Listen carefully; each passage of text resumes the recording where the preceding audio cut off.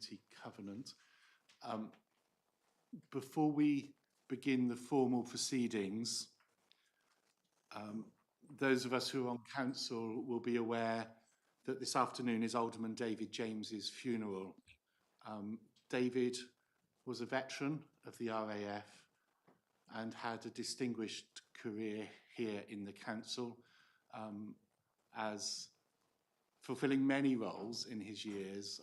Most notably, he was the Conservative group's champion on scrutiny and chaired the Scrutiny Management Board.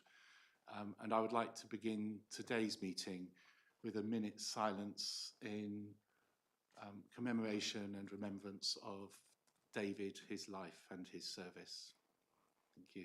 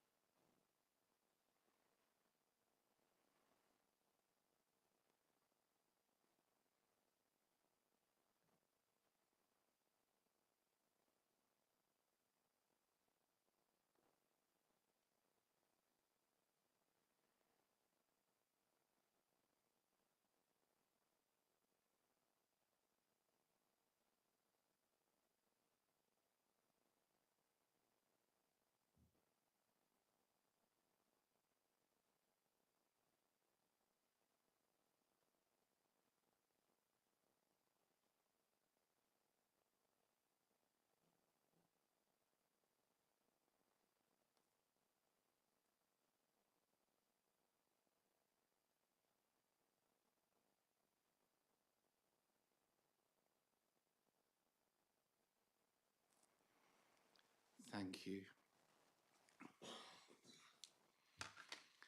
We have received no apologies for this meeting. As chair of the scrutiny panel and management board, I have been assumed to be chair. Are members happy that I take the chair for this meeting? And I would like to propose Councillor Hume as vice chair. Members happy? Thank you. Do any members have any declarations of interest concerning this afternoon's agenda? No, thank you. Whilst not an item of urgent business, we are speaking today to a community interested in our armed forces community here in the city. And if you haven't spotted it, on Friday evening in the Guildhall, there is Plymouth's Festival of Remembrance, and there are leaflets on the reception table as you go out. So if you haven't thought about that, you might wish to buy a ticket and join the Federation as they celebrate Plymouth's festival on Friday evening. So we move to the Armed Forces Covenant review. This is, I think, the first time that our Armed Forces Covenant, or Community Covenant as it was formerly, has ever been looked at by scrutiny in the 11 or so years of development and the 10 years since it's been signed. So it seemed appropriate on our 10th anniversary, as things were changing, to have a look at what we've done well, what we could do better, and where we can go from more than just the minimum.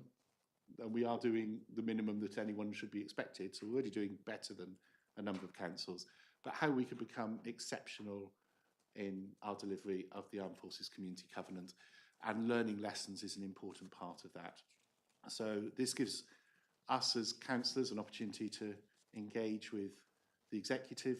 We also have a number of external witnesses, and we're due some more, we think, to come through. There's been a number invited, so we'll be joined either online or in person by a number of people today. Just so that everyone is aware, and we will go through, but the Armed Forces community, in terms of the definition, are not only serving members of the Armed Forces, but all of the volunteer and regular reservists, veterans, families of all of those, and the bereaved of all of those. And in Plymouth, we've always involved our cadets as well. So it's a fairly broad-ranging group of people who we are talking about, ensuring that they are treated in order not to experience any discrimination because of their service or their family service, and where appropriate, they receive additional support. And we will be finding out, I think, as we go through. Obviously, we've had papers to read, but that's what we're here to look at today. And so welcome. For those who are not used to a scrutiny session, this is an opportunity for councillors who are not part of the executive of the council to question what is going on. And for those of you from outside the council, it's an opportunity for you to tell us what you think as well, and for us to consider your points of view as at the end of the meeting we make recommendations. Although it's formal in that I will chair the meeting, so everything comes through me, please, we will try and keep this sort of structured, but sort of a flow of conversation. If you want to contribute, just stick up your hand. At certain points, I might come to you and ask for your opinions and expertise, because you will have lived experience and knowledge of some of those specific areas, and we want to hear from you as well.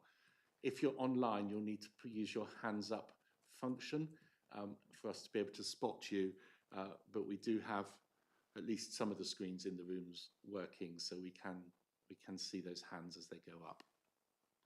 We're not expecting a fire drill. If the fire bell goes off, Helen and Andy will tell us what to do. So moving on then, and I should mention that this is being webcast. So by being here, be aware that we're being webcast, and it will be available for subsequent viewing on the council's YouTube channel. So moving on, Councillor Shea, do you want to give an introduction, or Alan, are you showing your video first? Okay, off you go. Thank you very much, Chair. Good afternoon, ladies and gentlemen. I'm not sure whether you know, I'm currently the champion for the Armed Forces Covenant here in Plymouth. I am a veteran. I have been a service child. I have 3 children of my own who are, or were, should I say, service children. And I grew up down here in the West Country. Okay, it gives me great pleasure to be here to discuss a topic very, very close to my heart. I'm very passionate about the role of Plymouth Armed Forces Covenant here in Plymouth, and I know this passion is shared with colleagues and indeed people around this table. I thought at this stage it might be advantageous for the committee to hear from the Lieutenant General James Swift, who's the Chief of Defence People, who is responsible for the Armed Forces Covenant. Can we start the video, please?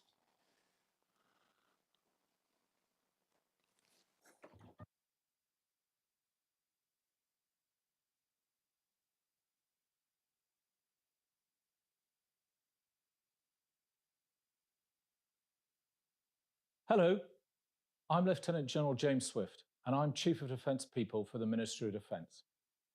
In that role, I'm proud to be responsible for the Armed Forces Covenant. I joined the Army straight from university nearly 33 years ago. I've served all over the world and have been on many demanding operations. I'm lucky to have a loving family who have joined me on much of this adventure, so I've seen the opportunities and impact that service life can have on them too. I'm most grateful to all those who support service people and their families, allowing us to serve our country. The Armed Forces can be a profoundly rewarding career. Amongst other things, it offers opportunity to serve one's country, to learn new skills, and to travel the world. But it's not an easy career. Members of the Armed Forces fulfill many obligations and make many sacrifices in order to do their jobs and keep us all safe. They put themselves in harm's way, often working in dangerous environments and in difficult conditions. They have to be prepared to live a mobile lifestyle, regularly moving themselves, and often their families too, around the country and the world. They will often do this at short notice and with little or no say in where they are sent. Sometimes they'll be deployed on overseas operations, forced to be apart from their families for many months at a time. The stresses and pressures of the job can be immense, and their impact can stay with a person long after they've left the armed forces and returned to civilian life. This stress is also felt by service families, and especially service children, whose parent is away for prolonged periods, often out of contact and sometimes in danger, which can have a very real impact on young people. Because of all this, members of the armed forces and their families rarely lead what might be called normal lives. And this means that they will often have different experiences when accessing and using day-to-day public and private services in the UK when compared to the general population. For example, it might be harder for them to access services consistently because of frequent moves around the UK. Or they might require a bit more help from a particular service, or for it to be delivered to them in a slightly different way. That's why we have the Armed Forces Covenant. The Armed Forces Covenant is a promise by the nation that those who serve or who have served in the armed forces, along with their families, should be treated fairly. It's a promise that they should not be disadvantaged because of their service in the armed forces. And it's a recognition of the sacrifices the armed forces make on our behalf and the responsibilities we owe them in return.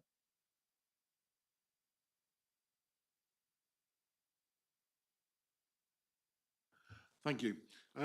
In Plymouth, we have a vibrant armed forces community, both with veterans, serving personnel, their families, and other associated people. The Covenant has, over the last 10 years, been a key advocator for all members of the armed forces community, ensuring that they are recognised and are remembered for the sacrifices they have made, and that they are treated fairly and do not face a disadvantage. Going forward, new legislation passed earlier this year will be a great catalyst to raise the profile nationally and locally of the Covenant. Nationally, over the last 10 years, we know that the Armed Forces Covenant has provided a framework for charities, policymakers, businesses, and the armed forces themselves to deliver improvements and to address the needs of the armed forces community. Whilst there is always more that can be done, research has found that near universal recognition that the provision of health services to veterans in the NHS has improved substantially since 2011 as a result of the Covenant. In Plymouth, we've also seen some great progress supporting those of our armed forces, such as the opening of the Plymouth Veterans and Families Hub, who work with partner organisations all across the city to shape better pathways to employment, mental well-being, welfare, housing advice and financial information.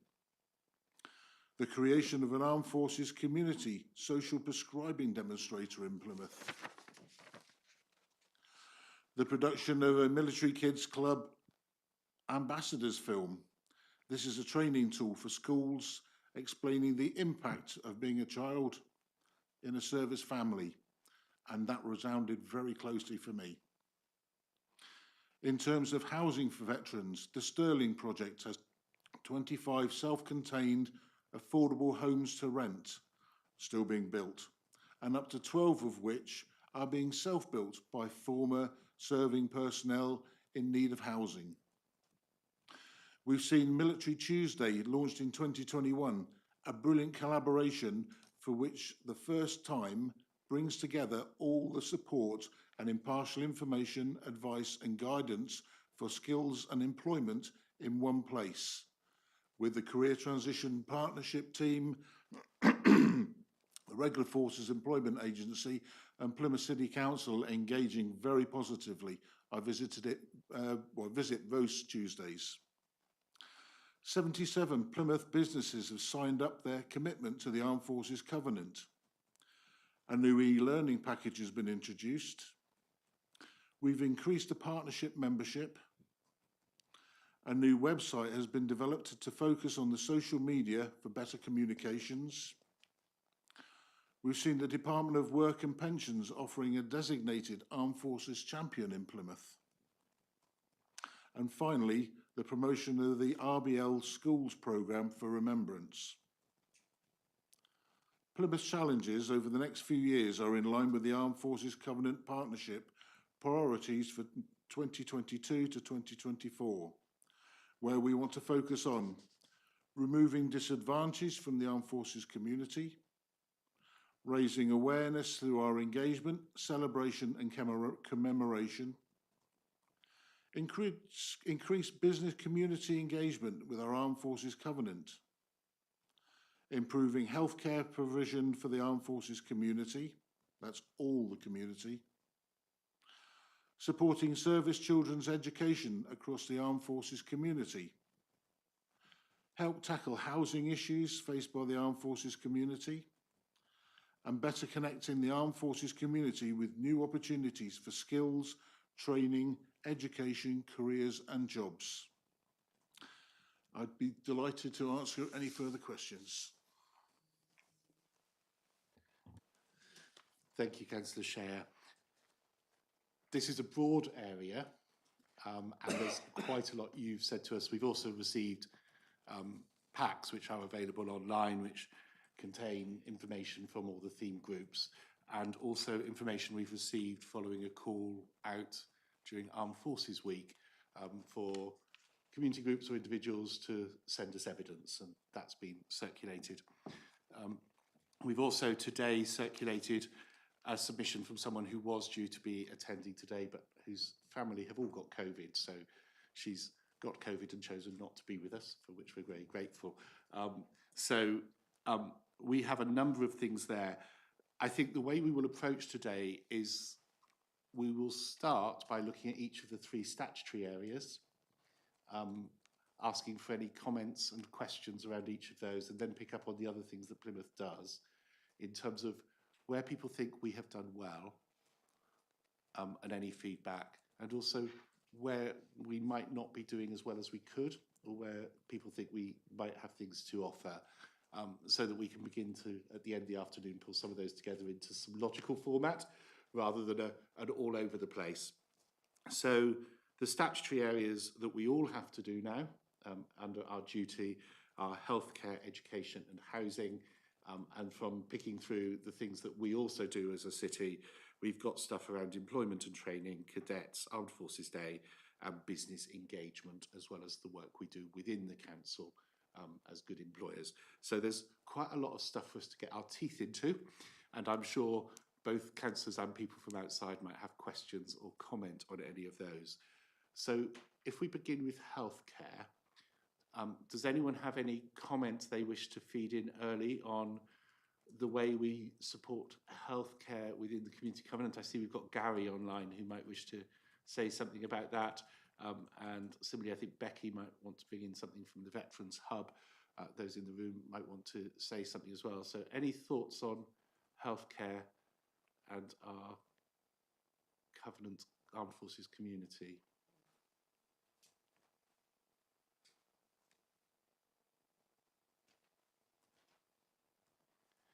Gary, and then we'll come to Becky.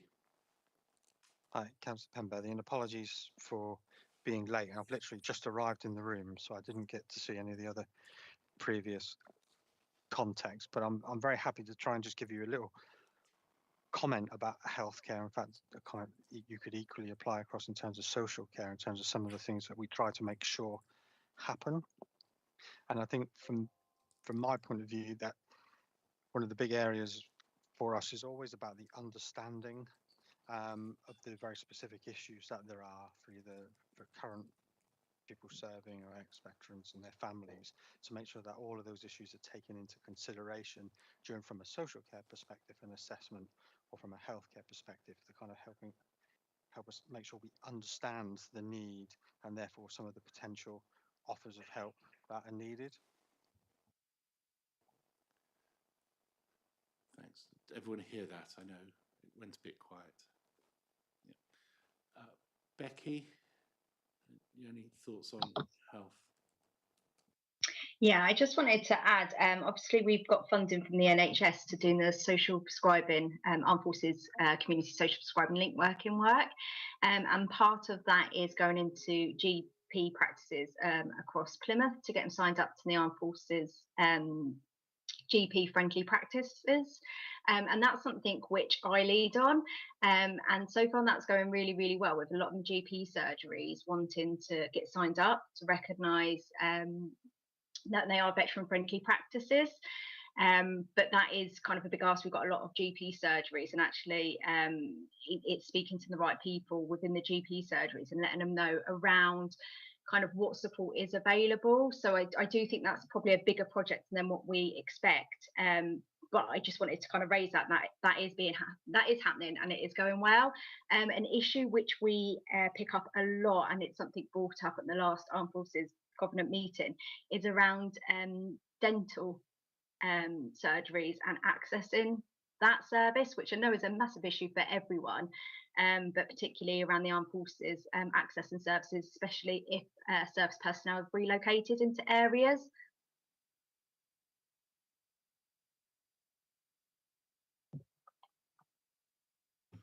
Through yourself, Chair. Thank you very much for that, Becky.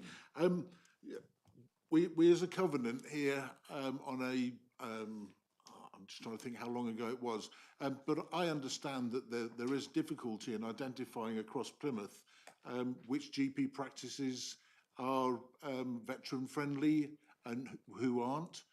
So we have sent out to all of our GP practices a letter to try and encourage them to firstly engage with ourselves, but secondly also to identify themselves as Covenant friendly practices. I'm more than happy to send you the spreadsheet. There's currently, well, we've just had a few more sign up, but currently there's only about 11 GP surgeries which are signed up to the GP friendly practices at the moment. Yeah, we're finding the same ourselves.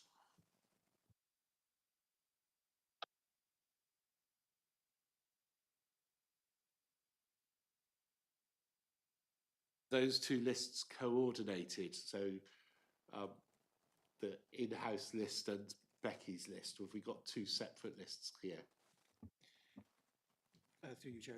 No, we don't have two separate lists. No, we're coordinating very closely with Becky. In fact, Becky's leading that project. We, through the Covenant, through the Chair, supported that through sending letters, but Becky has been leading that and sharing that information with us and the Covenant. Okay, thanks. That's 11 surgeries. That's useful for us to know as we go on later in the conversations, I'm sure. Councillor Murphy. Thanks, Chair.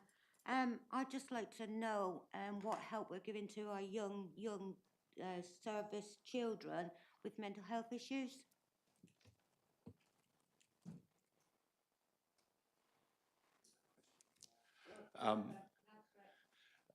I reckon that's either going to be Gary if he's the health lead, or one of you two gentlemen if one of you two is the health lead. But one of the comments I would make is mental health does seem to be missing from the city's commitments in terms of healthcare anyway. But if someone's able to give us some indication as to children and young people's mental health support in terms of the armed forces community, that would be useful.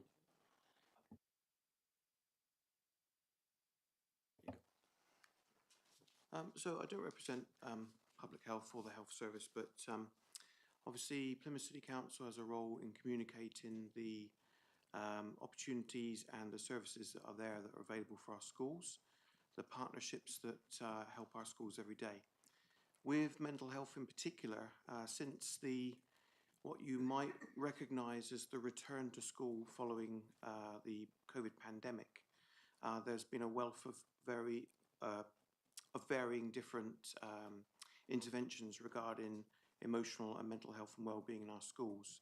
One of them being the Return to Education project, in which we commission services to support schools with sessions in schools, but also with a service that teachers can ring up, things like that. Other government-led or interventions that originate from partner organisations, for instance, the Anna Freud Foundation and the NHS as well. So I can only talk about necessarily, I suppose, the wider emotional health and mental health support that we communicate to our schools and provide for our schools. With regards to, especially for service children, they would fall into the support that fits for the wider pupils in the schools, and then that would be enhanced by the therapeutic activities that run in the school for those particular children. The difficulty or the challenge to us, I suppose, is identifying those children that need particular different types of support and then accessing the services. Of course, if you look at things like surveys that have come from SCIS or the Royal British Legion, the issue of transition in the year often leads to a slight delay in assessment of additional needs. So that there's a challenge for us most definitely, and that challenge is met through the school, through their SENCOs, and we work with them, of course. And we need to challenge more, of course, the way the schools identify and use their service pupil premium. So I can only give a broad, this is what's happening in the city. For instance, all of our secondary schools have a mental health lead now, which is something that wasn't there years ago. But I can't speak on behalf of health. If the CAMS team was here, I'm sure they would say more as well. Can I add to that, Chair? Yeah.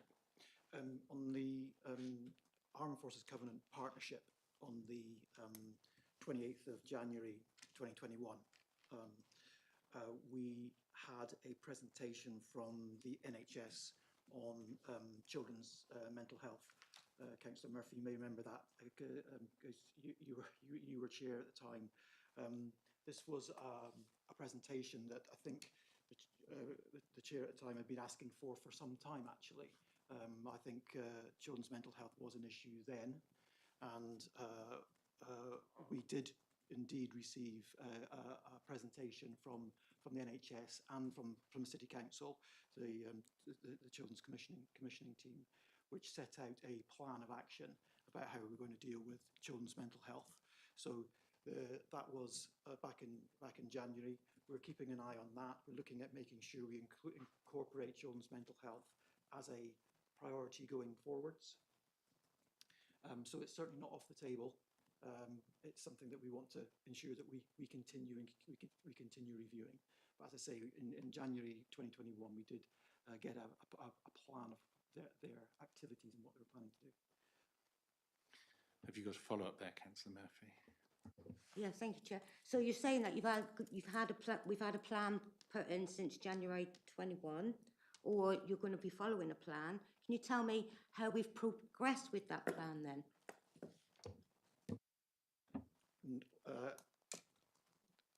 The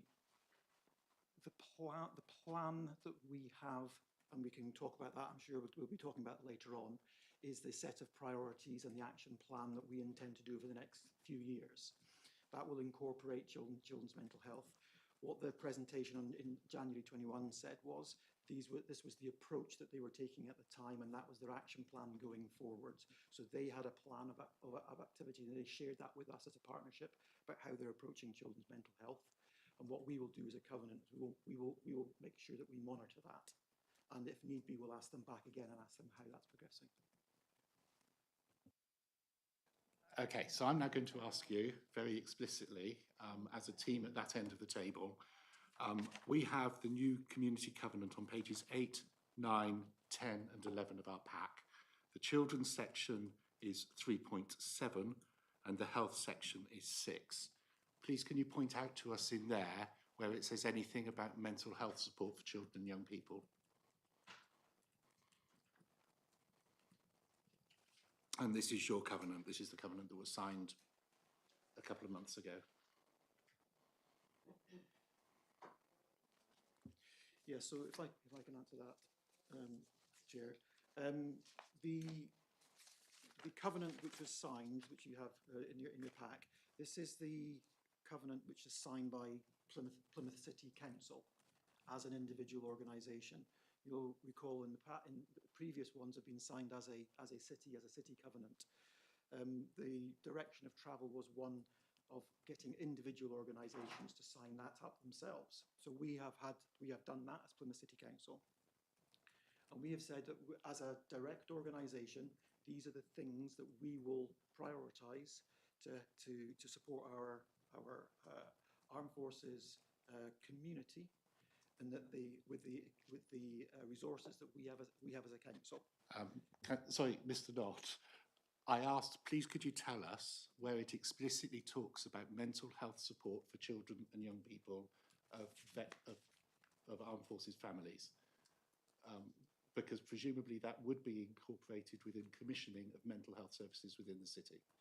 So I would suggest that it is incorporated into the fourth bullet point, incorporating the family strategy core work stream, which is family life, service life, family home, children's education into education's policies. So there is no explicit mention of children and young people's mental health within our current Armed Forces Covenant as a city.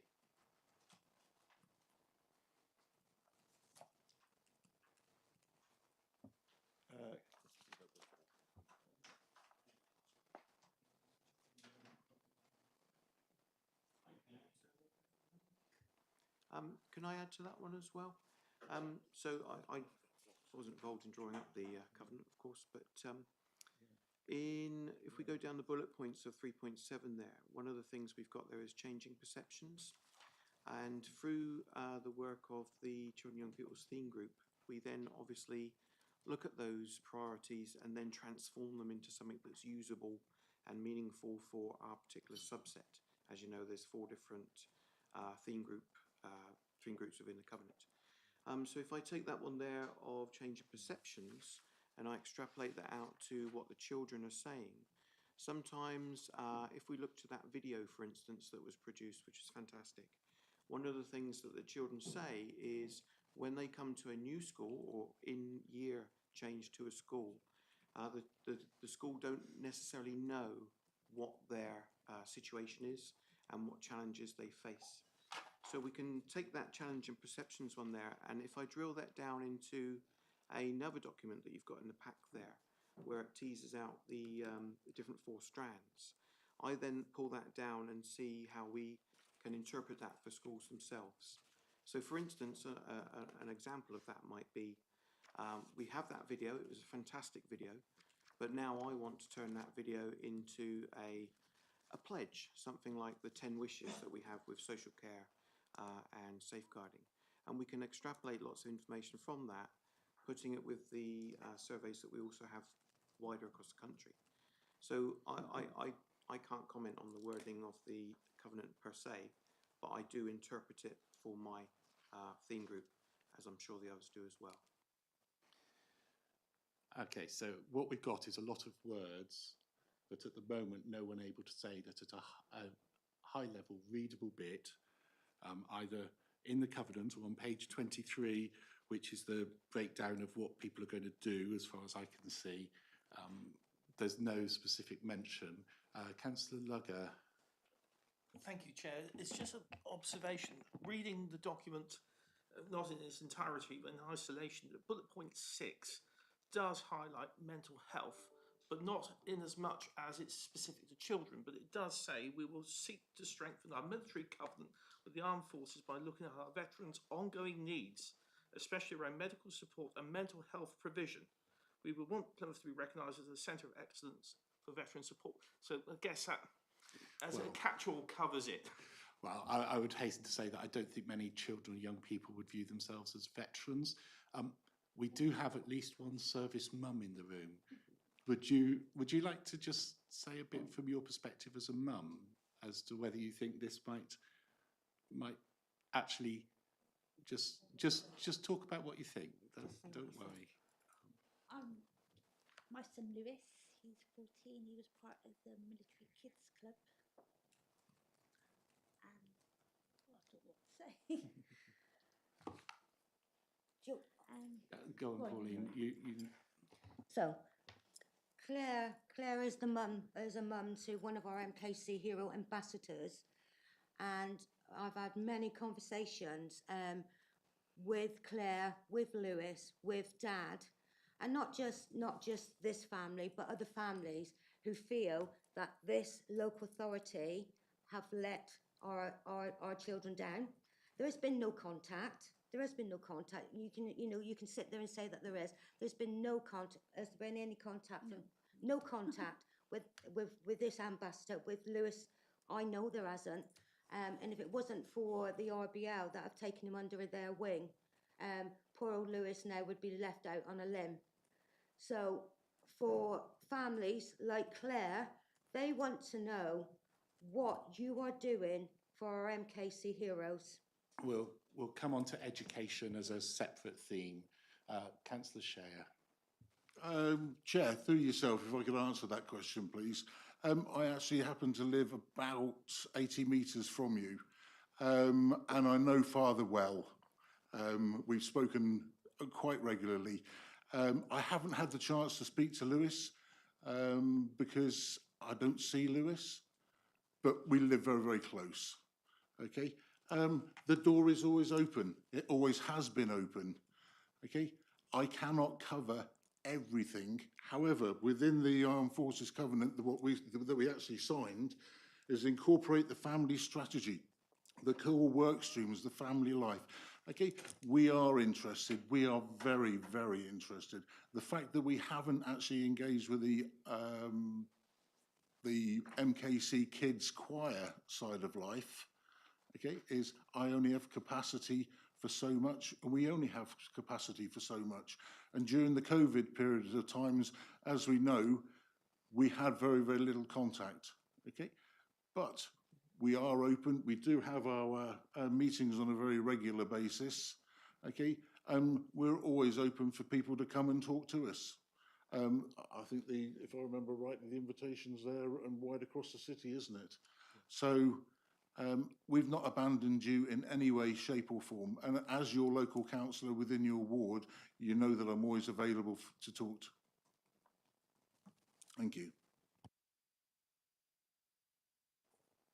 Councillor Murphy. Well, I'm going back to mental health rather than the broader education issues at the moment, because we'll come on to education as that's one of the statutory themes in its own right. But under healthcare, we have therefore something. I did want to pick up on a broader mental health and trauma-informed approach. We are a trauma-informed city. I just wondered why, even though mental health is only mentioned within the covenant in terms of veterans, there is no mention at all of trauma-informed services within the covenant, and that should be an underpinning approach. It's something the City Council has signed up to, which would lead to mental health services for all parts of the Armed Forces community being, I think, more explicitly addressed here. I just wondered whether you wanted to make any comment on the lack of reference to trauma-informed.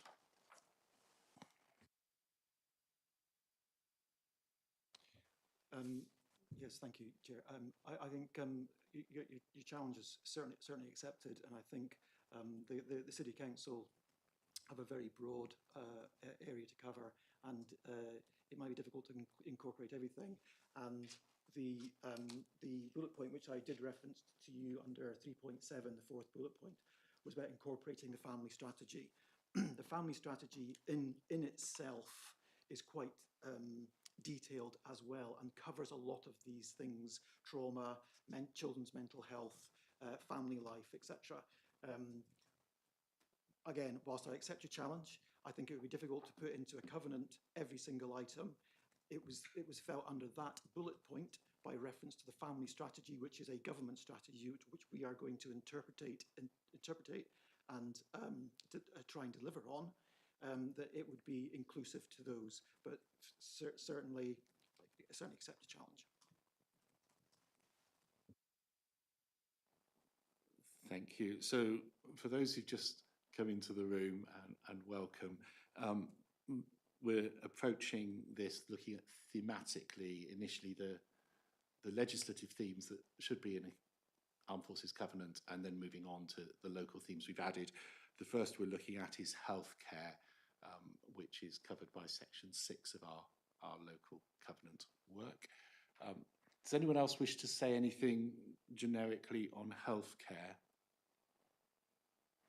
Yeah, go on. I think the the impact of the problem that Becky spoke about around dental, it just sounds, you know, it's just dental problems, but the impact of that is quite big, because this impacts somebody's physical health and somebody's mental and emotional well-being as well if they can't get that dental work.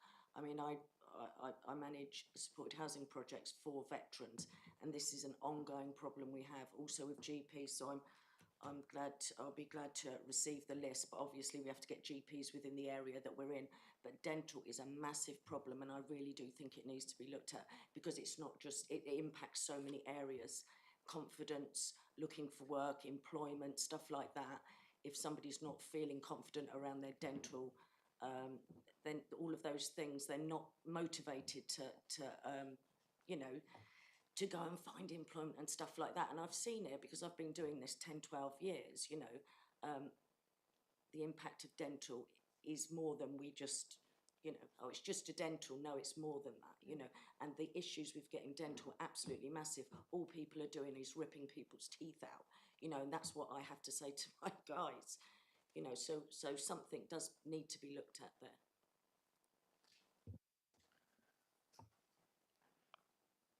Through yourself, Chair, I would like to actually thank you for saying that, and even more so for the spouses of serving personnel. We find that when they move into an area, and saying that drafts or appointments are on about the 2-year mark, that's also about the 2-year waiting list for them to get onto the list. And we have also gone out to all the dentists as well in the local area, asking them to be accredited to Forces Friendly and Covenant Friendly. But I think more needs to be done on that. And we certainly had a, what did we have? Because we covered this. There's a motion on notice. Yeah, there's currently a motion on notice. There you go. So I think there was a motion on notice, Councillor Murphy, I think, put the motion on notice to Council back in 2021. And the outcome of that was that the Chief Executive, Tracy Lee, would write to the Secretary of State around dental health. And I think we even had a dental select committee as well. And the outcome of that was the Chief Executive would write to the Secretary of State raising significant concerns that the city has around dental care, and that letter was duly written. Thank you, and I'm sure we've all read the latest news about the additional dental chairs that were due to be in the city centre, which now aren't. I don't know what we need to do to the televisions, but we're about to lose everyone if we're not careful. And I don't know whether it's possible to switch the television screens on in the middle of the room as well as the ones at the end. It's just for those of us who are sitting here, that would be helpful, because it's difficult to scan the room and watch something at the other end. Thanks. So in terms of healthcare, when we get to the end and working out our recommendations, I think there needs to be something around GP surgeries and dental surgeries or dental services. Clearly, we've also identified something about how explicitly children and young people's mental health is addressed, and trauma-informed as an approach is addressed in our broader covenant paperwork. So we'll come back to those, but I just wanted to pull some themes out. Does anyone think I've missed anything or misrepresented anything in terms of our healthcare discussion when we come to the end? Councillor Murphy, and then... I don't know whether our young carers would come under this as well. Because obviously we've got young carers as service children, so I'd like to know what we've been doing for them as well, because obviously we have got service children that are young carers. So I don't know whether that would come under this bit or another bit, Chair. It will sit under 3.7. Okay. In terms of children and education. We've got everything bundled into one, so we'll pick that one up. Councillor Poyser. Thank you, Chair. Just a quick question on covenant-friendly surgeries. Just wondering what the criteria are for being a covenant-friendly surgery, and what were the reasons maybe they wouldn't sign up? Just trying to understand that, really. Becky, do you want to pick that one up? Yeah, happy to. So unless you are in special measures, Anyone can sign up to be a veteran accredited service. You have to allocate a member of staff to take the lead in the application. It should only take about 10 minutes. You get information sent through on a regular basis, a bit like a newsletter. I think the biggest trouble is people think it's a bigger task than what it is. And I think that's where kind of my job comes into, going into the GP surgeries and speaking about kind of what it is and what it means to register, because it does open up a lot of support. It can cut down a lot of waiting times. When we discuss with them around kind of op courage, that's a 2-week waiting list as opposed to a 2-year waiting list on a mental health service. So it's a lot quicker. And the veteran trauma network, again, that's a quicker process. So yeah, the education side of things, but it's GP surgeries are changing the way they work. So it's not just your GPs, you've got a lot of different staff members in there, and it's just making sure you tap into the right person to give the information and what time they have to kind of sit down and listen. Thanks. I think that's probably helpful for people to understand. And thanks for switching these other televisions on. It makes it a lot easier for everyone now. I think we could all see people a lot easier. So thank you. Alan, you were going to... Yes, so in terms of the legislation, Chair, and around healthcare, the covenant duty is a duty on all public bodies. And through the covenant, we're very aware that other public bodies that are across the city, and we've been encouraging those to come to our covenant partnership, and we've got really good relationships with the NHS, as you can already see. But we want to try and make sure that is grown, and obviously the area of children's mental health comes under that as well. Of course, the City Council, of course, we have a duty, and we've got a relationship with the NHS because they're one of our key partners, and we've got commissioning arrangements, etc., with them. So we will, as a council, continue along that avenue. But as a covenant partnership, we're also doing the same. We're trying to encourage and foster that partnership, working with other public bodies to achieve the healthcare legislation and that covenant duty. Thanks. I'm not working on writing the recommendations as yet. I was just trying to make sure that from that chunk of thing we'd covered things. I think when it comes to later on, that's very helpful steer, because recommendations might go to other public bodies or for those scrutiny panels that scrutinise and have powers over those, and similarly might go to commissioning, where we are jointly commissioning services, or we are commissioning services, or to those areas where we act as an authority, as in an education authority, and the powers we might use there. So there are a number of different avenues that recommendations might go to from this panel around improvements on the covenant in the city. And so, one of those might be about encouraging more engagement in partnership, but around these areas, I think we've identified some bits where we could do better. It's not, and that's always the best thing, isn't it? How can we do better by our armed forces communities? And this is a process for us to tap out into that and to make some recommendations for next stages. So I think we've got a bit there. The next legal or statutory requirement we have is around education.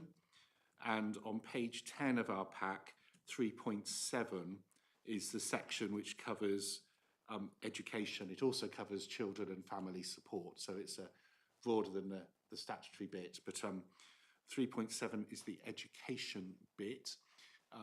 I don't know whether anyone wants to kick off with any comments or questions on education. I think, Michael, this is probably your field, isn't it? Yes, so I don't know whether you want to make any introductory comments. I don't think that I'm spotting any education type people on the screen. Forgive me if I'm wrong, and raise your hand if I'm wrong. I think that comes in employment stuff. We'll pick up, Emma, when we come to employment and business and those bits, because those are extras that Plymouth does, as opposed to the sort of core bit that the government require us to do. Hiya, so I can only really talk about the aspects of this that fall into the education, participation and skills team, which sits in children's services, obviously, within the council. The area that I'm involved in day to day is the facilitation of the Children and Young People and Families theme group, one of 4 theme groups that we've been running over the years. That's at I'd say a refresh point at the moment, as many things are coming out of the pandemic and dealing with the resource that's available today, right now. An example of what happens in that group would be, if I was to summarise, I would say to add value to the existing work that's going on in the city, which is immense from what I perceive and see within our schools. There is a large resource that exists within our schools, and that resource has been there before, is there today, and it will be there tomorrow. So I see a lot of the work of the group that I facilitate as trying to add value to that. We do focus on schools, of course, but that's not just because that's the area I work in. It's because they're the centre of their community, and we also get access to parents as well, and carers, as well as the children themselves. The evolution of that over the last, I'd say, probably 12 months or so, has led to the theme group becoming a little bit more strategic in its conversations and collective work. And we've now introduced a subgroup of that underneath, which is actually meeting as we speak at Coombe Dean School, which is the new Young Carers and Service Families Leeds Hub. And they are the wing of us, really, that connect with schools face to face. So those meetings, the leads within schools receive CPD opportunities and collective work. I'm sure Becky could talk about some collective work that she brought to that particular theme group at the previous meeting, a great activity that might take place at City College. So that's some of the work that we do, and again, we interpret the covenant, we interpret the priorities that come down from legislation, of course, thinking about the family strategy there, and then I make an action plan, and we discuss and consult on that at the strategic Children Young Families group. So things like we need to map, this year we are mapping what's out there, what our communication strategies are with schools. We need to look at school provision, and the way that we can scrutinise that is through the Thriving Lives Toolkit. We need to coordinate our in-school workforce. That's what the hub is there for. And we need to utilise the voice of our children and young people themselves, which we need to do with the video. The video is great, it's fantastic. I want to make as much use as we can out of that.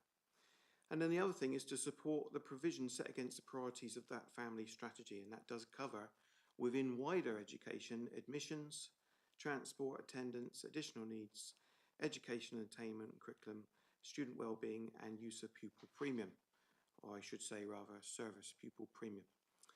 We currently also have a development which is going to help the service in the city, and that is the production of a inclusion scorecard.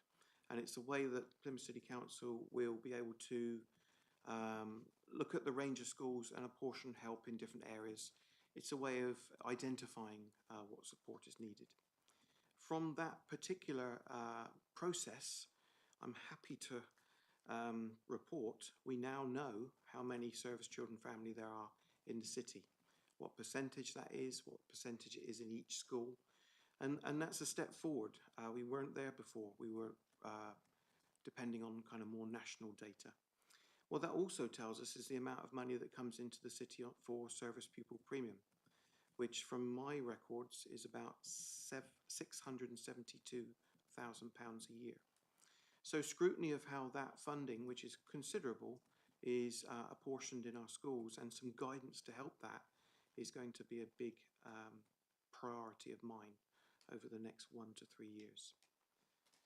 Wider than that, I can't comment on the rest of children's services. Thanks for that, and I'm sure it might be useful just to have a paper, if you're able to just send those figures out to us. It might well be one of our recommendations later. It goes back to the Children's Scrutiny Panel specifically around this. So to have that as a supplemental pack for this in terms of the number of schools, or the schools and their proportions and number of kids, would be useful, especially because £672,000 worth of pupil premium to specifically support the needs of armed forces children. Be interesting to see how much is spent specifically on the fact that they are armed forces children as opposed to supporting generic school budgets. And that might be something that the schools or the Children and Young People Scrutiny Panel might well wish to delve into. So if you're able to send that, we can then build that. And then I'll put a bit of a description what it's for as well. Sorry, it cannot be put into the big pot. I agree it does get that way. Yeah. So I think that would be interesting. Just for members' awareness, Leslie Kirkland, who is the lead within Who Primary, was due to be joining us today. Obviously, with COVID, she's not. And we have just tabled a written submission she's made instead. That will be published as a to-follow paper. But she makes some reflections on what's gone well and what hasn't in her school. And I think that's quite useful for us. But I also noticed online we've got Sian Timms, and Sian made a written response when we put out the call for evidence earlier. That's on page 97 of our pack. Sian, I don't know whether you want to say anything from your perspective. You're from the Naval Families Federation and sit on the CYP cluster. So I don't know whether you wanted to say anything from your perspective about children, young people services. Nothing really specific from me. I will comment that the way that the Plymouth Covenant works with the subgroups works really well. And actually feeding into the main covenant, I think, allows people to focus on specific areas. Just one thing I think to note from service pupil premium. Service pupil premium is payable to veteran children as well under the Ever 6 rule.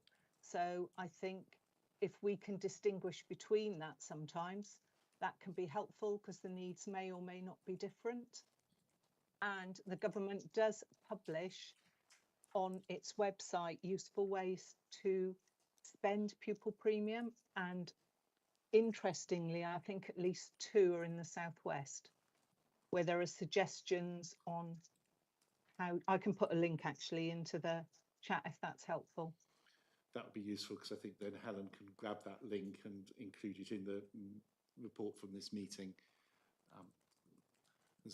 The report from this meeting will provide a base for, I think, probably a range of work afterwards. So that's useful. Does anyone else want to say anything about children and young people's services? Go on. I know you raised young carers. Thank you, Chair. I'd like to know how many service children are young carers and how are they supported?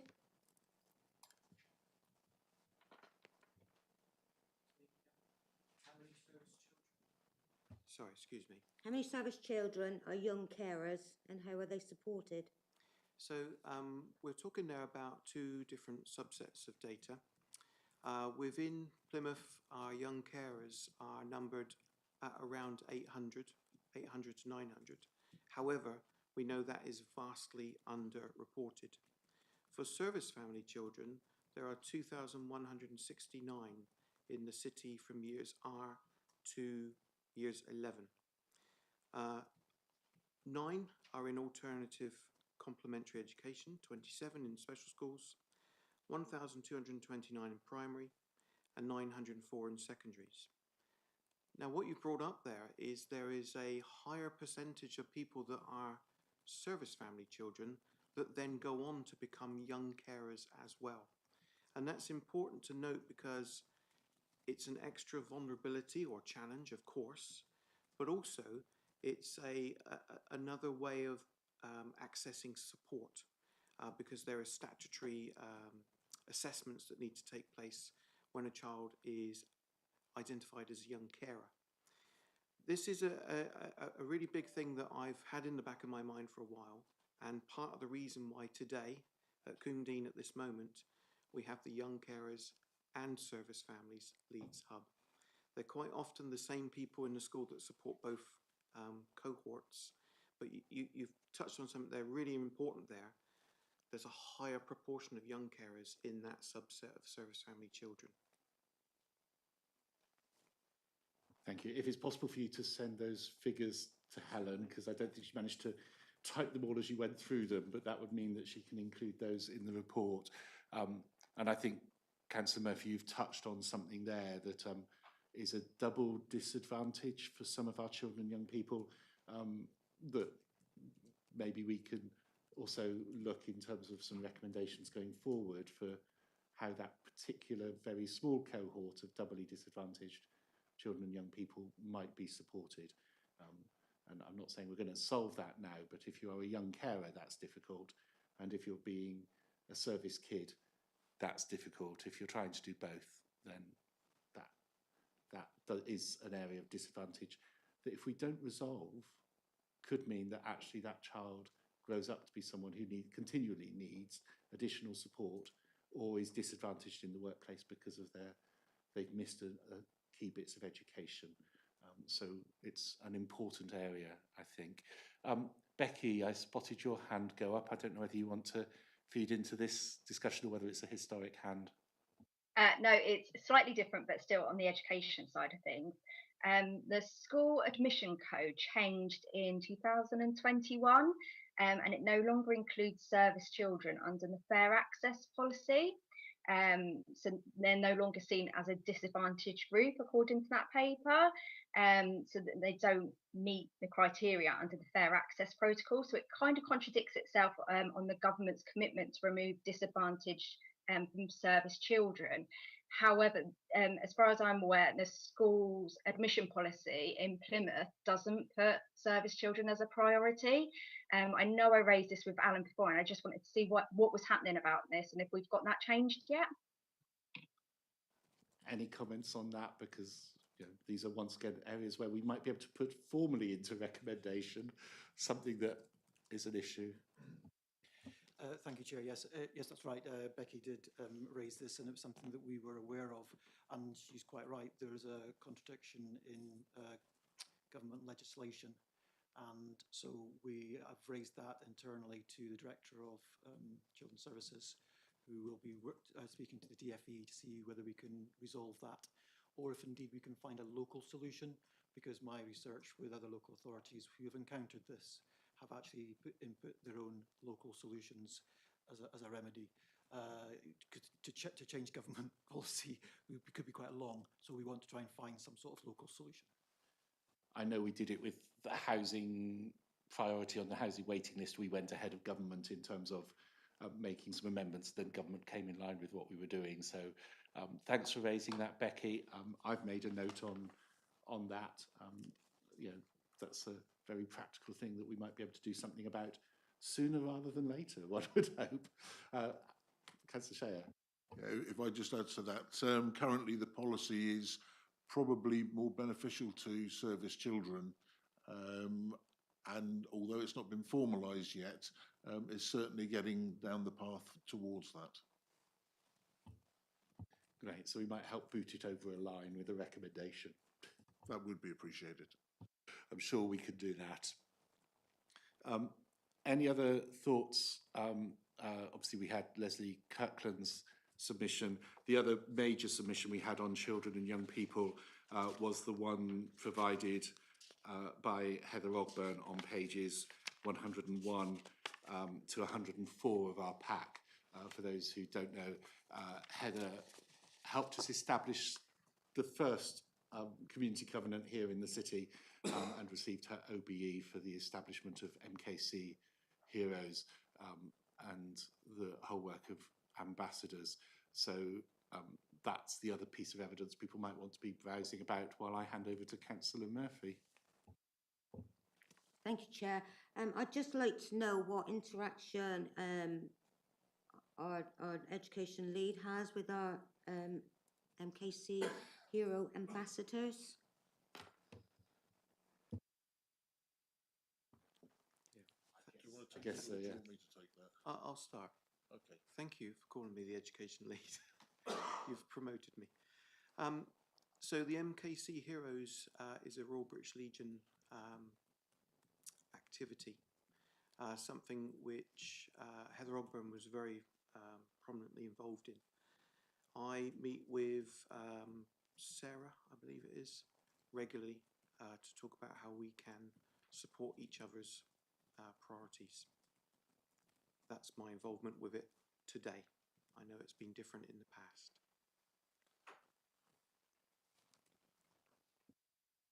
So there's been no interaction from us to our ambassadors, our MKC Hero ambassadors. So there's been no communication from you to our MKC Hero ambassadors. I do not have contact details of any MKC ambassadors. So you don't know who they are? British Legion. So you don't know who they are? I don't have any contact details. The only thing I could look back at is old folders from when Heather was at the council, but that role has now been deleted. I don't have that details.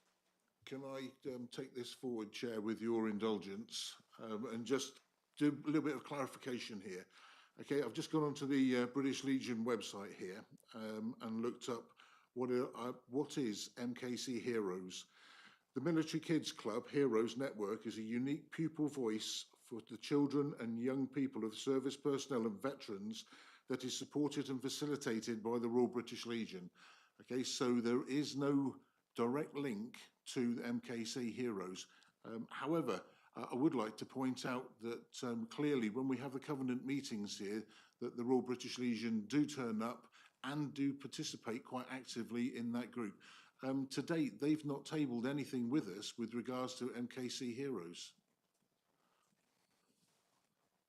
Thank you, Chair. Can I just remind you, on the last covenant, the MKC Heroes Choir was actually written into that covenant. It was written into that covenant, which you've not obviously put into the new covenant that you've signed. For yourself, Chair. Thank you very much for that, Councillor Murphy. Noted. I think this is quite an interesting exchange I've just listened to. I've been reading page 59 of our pack while we discuss this, which is an LGA publication talking about the role that councils have. And Plymouth is highlighted because of the work that Plymouth does on MKC Heroes and the Kids Choir, and the roots that has in to both the Covenant and the Plymouth Youth Council. And it looks to be there is some disparity about what we're hearing today and what the LGA have recently published, and which has been provided by Councillor Share and Councillor Knott as evidence for us. So there needs to be, I think, some bottoming out of this, because we can't be in the LGA as an exemplar of good practice, and we are probably almost half of the entire exemplars they've given on that page in terms of text, and then us saying, well, actually, it's nothing to do with us. It can't be both. We can't be saying we're doing it and not doing it. So we need to get our acts together a bit here. Thank you very much for that observation, Chair. I agree that, yes, in the past we have been quoted as being very, very involved with MKC and the Children's Choir, etc. And at the time, it was before my time, we had a very diligent officer here by the name of Heather Ogburn, who did take upon herself to really actively involve herself within that organisation. But I've got to look at all of the organisations and all of the charities and all of the service personnel and all of the veterans and all of their dependents out there. And I try and spread myself as far as I possibly can across the whole of the city and across the whole of the organisations that are out there. And I address those ones that come to me with their needs clearly identified and do what I can to engage in those needs as best I possibly can. But as I said, unfortunately, Heather no longer is an employee of Plymouth City Council, so I can only indulge in those people that come to me and come to the Covenant meetings and engage in those meetings, and I will actively engage in them. There are many, many, many people out there who are in dire need of our assistance and our collaboration at those Covenant meetings. But to date, I'm afraid that the MKC kids choirs and that side of the aspect have not represented themselves through the British Legion, who are a standing member of that committee, in need. So I cannot engage in something that I cannot gauge or measure, I'm afraid. But I have engaged with all of the rest of the organisations that stand and represent at those meetings, those Covenant meetings. Thank you, Chair. Okay, so we can now write to, or I would maybe appreciate you writing to the LGA to say their latest good practice guidance, which you have submitted to us as evidence, is wrong. Because that's what you are saying. You are saying that because MKC Heroes hasn't approached you, they are not represented on the board. It's not the British Legion that is said to be represented on the board, it is MKC Heroes. And the fact the British Legion haven't, we have got in this case study, in a current LGA publication, you have given us as evidence that they are on the board and they are within the Plymouth Youth Council.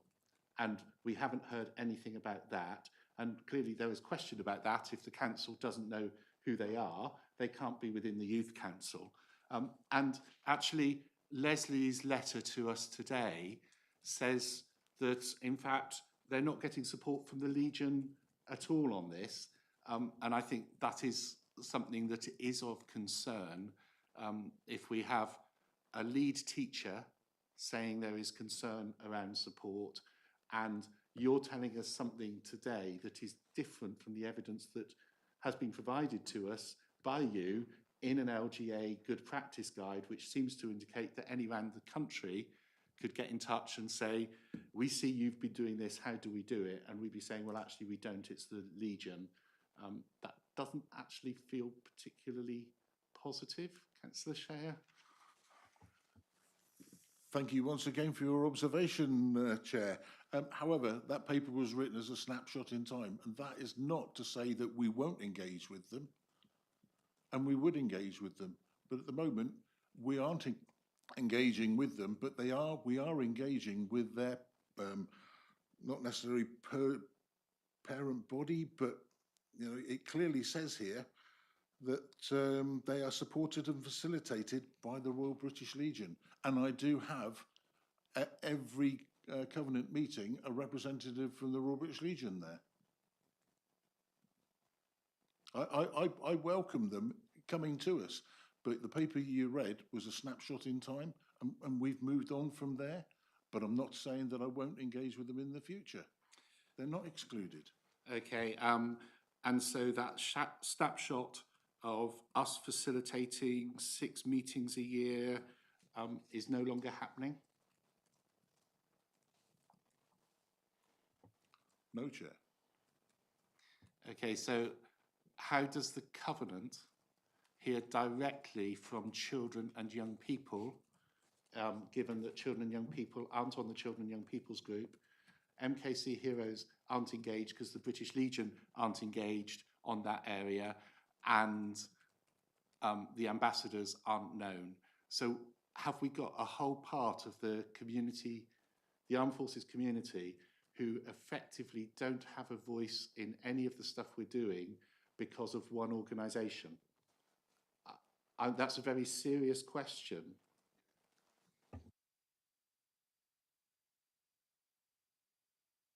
Sorry, Chair.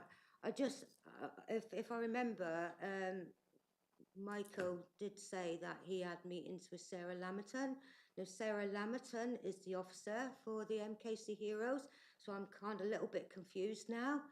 Because if you're saying that we have no interaction from the RBL about our MKC Heroes, but Michael does speak to Sarah Lamerton, why are they not talking about the MKC Heroes? I'm just a little bit confused now. Because I chair the Armed Forces Covenant meetings and the MKC kids haven't come up, that's my contact there. If Michael's been doing it in his day-to-day business as it does for the Plymouth City Council, for all of the children out there in Plymouth, including the Armed Forces children, then I would say they're covered. And they're not, and that's all the children are covered, not just those are specifically within the MKC. I think Michael does a good job in covering all children and all service children out there. However, I've not had a representation at the Covenant meetings where MKC kids have come up. So I can't engage with people who aren't actually representing themselves at that meeting, but I'm more than willing to. Sorry, Chair. Normally, the children that are represented at the Covenant meetings are represented by the ambassadors. So it's the ambassadors themselves that actually speak. So if you're not engaging with the ambassadors, they wouldn't be at those at those Covenant meetings.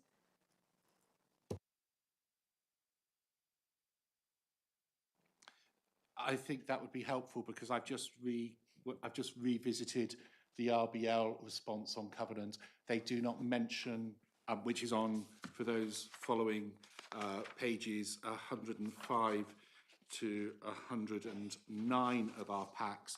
They don't mention this anywhere in their response to us. So whilst it might be something the Legion is responsible for, they don't even mention children and young people in their response to us. I feel that this looks like something that the Legion might have taken on and not be doing, and our children are therefore falling through a gap because we are assuming something of another organisation, and that we need therefore to revisit how we are explicitly hearing the voices of the children and young people in our armed forces community within thinking about the Covenant. Because at the moment it looks like their voice is lacking and is dependent on an organisation that doesn't even mention them in their submission to this review. Because otherwise I think we're going to keep on going round in circles, and the people who are going to miss out are our children and young people. Absolutely, Chair. A very good point put forward there. Can I'll just run through quickly the situation today. So with regards to the voice of the child, we obviously look at national and local surveys and research, much of which has gone into the production of our annual action plan and also the theme group actions for the Armed Forces Covenant, the different theme groups. Where I could express that would be looking back to the Royal British Legion surveys that they've been doing, and then matching that with the video that I'm sure you've all seen. Taking things out of that video then obviously helps us to gain the voice of the child. But we also have two-way kind of communication there as well. With respect to you know, things that were there in the past, and at this point we should all note in the room that we are building on a fantastic legacy of what was here before. And if it wasn't for people like Councillor Murphy and Heather Ogburn, we'd be in a worse position. Their enthusiasm and energy is amazing. What I have replaced, if there is a perception that the Royal British Legion through MCK Heroes is doing less, what I have replaced that with is the hub that I'm meeting today. Today at Coombedean there are 40 schools represented, and they're talking about collective activity to support young carers and service children. What they also do is they are at the coalface, for instance, you know, they're the guys that speak to children every single day. And from that group, that feeds back up to the Children, Young People, Families theme group, which, as I mentioned before, has really turned into slightly more strategic now. So we've got the strategic arm, and then we've got that delivery arm that's taken place right now, which Leslie Kirkland is at, and Becky should be at. So you're completely right in everything you say about what used to be, and it was fantastic. I can only report on this is what we do today with the resource that's available, and that is something that has changed, and the context that we are in today. But we do represent children, we do know the issues, and we are trying to add value to the existing resource that's in our schools. The job of education participation skills is to convene, challenge and champion, and that's what I've tried to do. Sadly, Leslie isn't here, but she explicitly says, we are left in limbo with no support except what we can offer in schools ourselves, which contradicts what you've just said, because she's saying explicitly she's feeling left in limbo. And she's also explicitly says, as her last comment, the children's voices need to start being heard. And I think what seems to be coming from this discussion is around how we make sure that schools are supported in a way that they feel they are supported. And 40 schools out of the entire number of schools in the city is a rather small proportion. And also that the voices of children and young people need to be heard directly. Now, I was at that meeting where the video was first shown. It was when Councillor Shea, you were chairing it. Councillor Pengelly was the cabinet member responsible at the time. And that sounds like it was the last time there was direct engagement with MKC Heroes. Now, that's more than a year ago. And it seems sad that those young people who were volunteering to listen to other young people, to convene things and to bring things forward, have fallen through gaps that are of no fault of their own. And I think if we are going to be a city that aspires to the values, and a council that aspires to our values, we need to make sure that in our covenant we listen to the voice of children and young people. How that needs to develop, I think, is probably subject for further discussion. But Leslie's letter very clearly says that, and you know, she's not here to discuss and say, so I'm only able to quote what she said. But I think there is something there. I'm not spotting any more hands at the moment. Does anyone else? Sorry, just quickly clarify. 40 schools, I mean 40 schools and multi-academy trusts. So that does cover most of the schools in Plymouth. And Leslie's not here because she's there. No, she's not. She was going to be here. Oh. She's not here because she and her family all have COVID. Oh, she wrote to me yesterday. So she was going to be coming here because she thought this was really important and she wanted to tell us this message face to face. So, so yes, I think sadly Leslie isn't here. And having visited her school and seen the work she and other members of the school team there are doing, and met her service kids and her school council, they are doing amazing work in Who, and it would have been good to have heard what's happening in a school as well as some of the challenges. She's done her best to convey that in writing. I'm not here.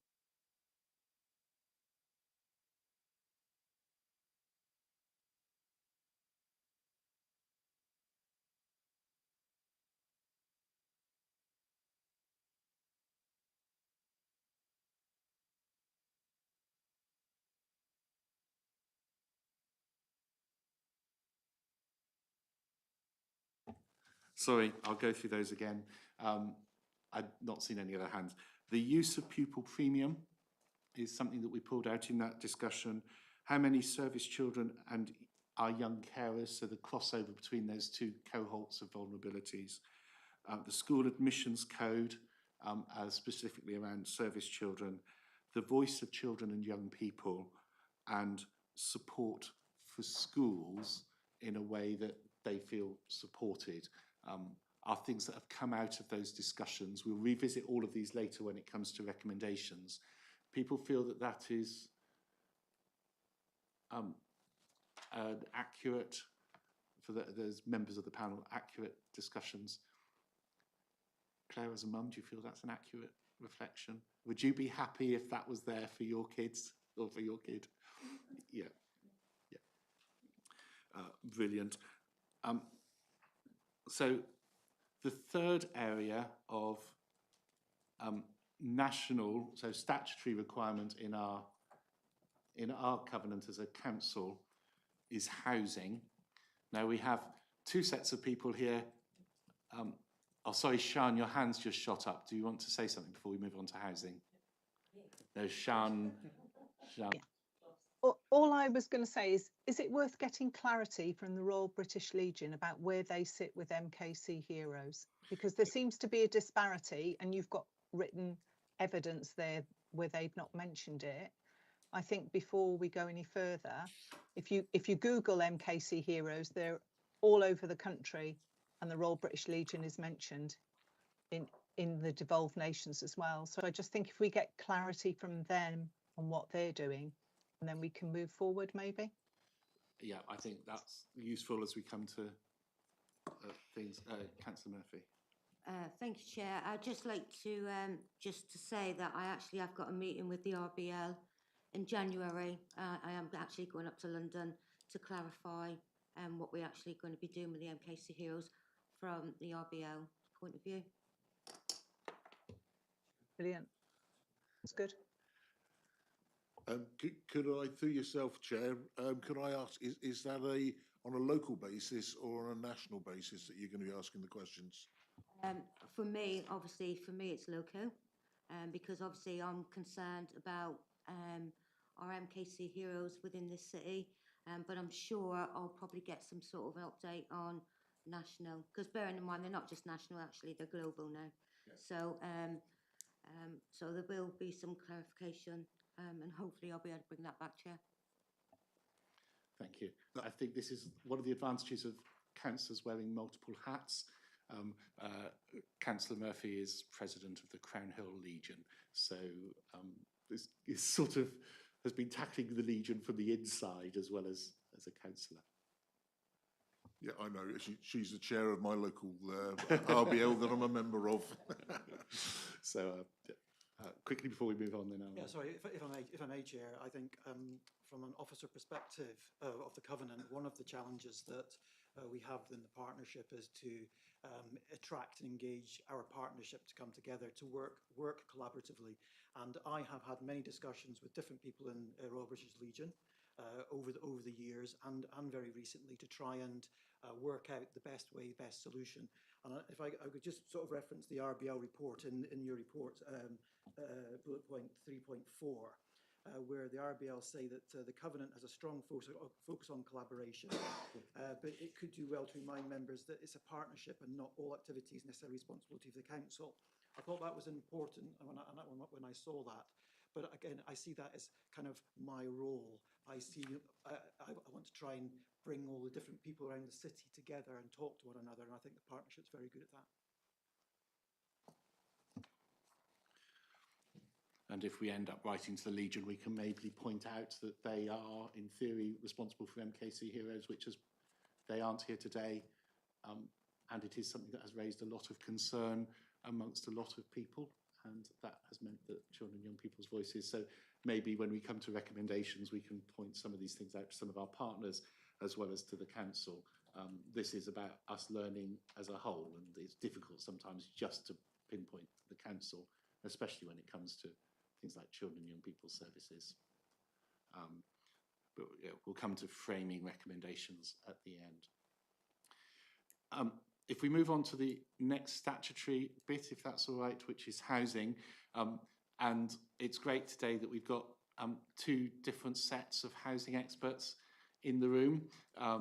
So we've got Matt Garrett, who'll be able to give a council Devon Home Choice perspective, and we've also got the team from Elaborate, and it would be great to hear their perspectives as well. So Matt, do you want to give us a quick first introduction, and then we'll hear a little bit about Elaborate's work, which is on the very sharp end of homelessness amongst veterans.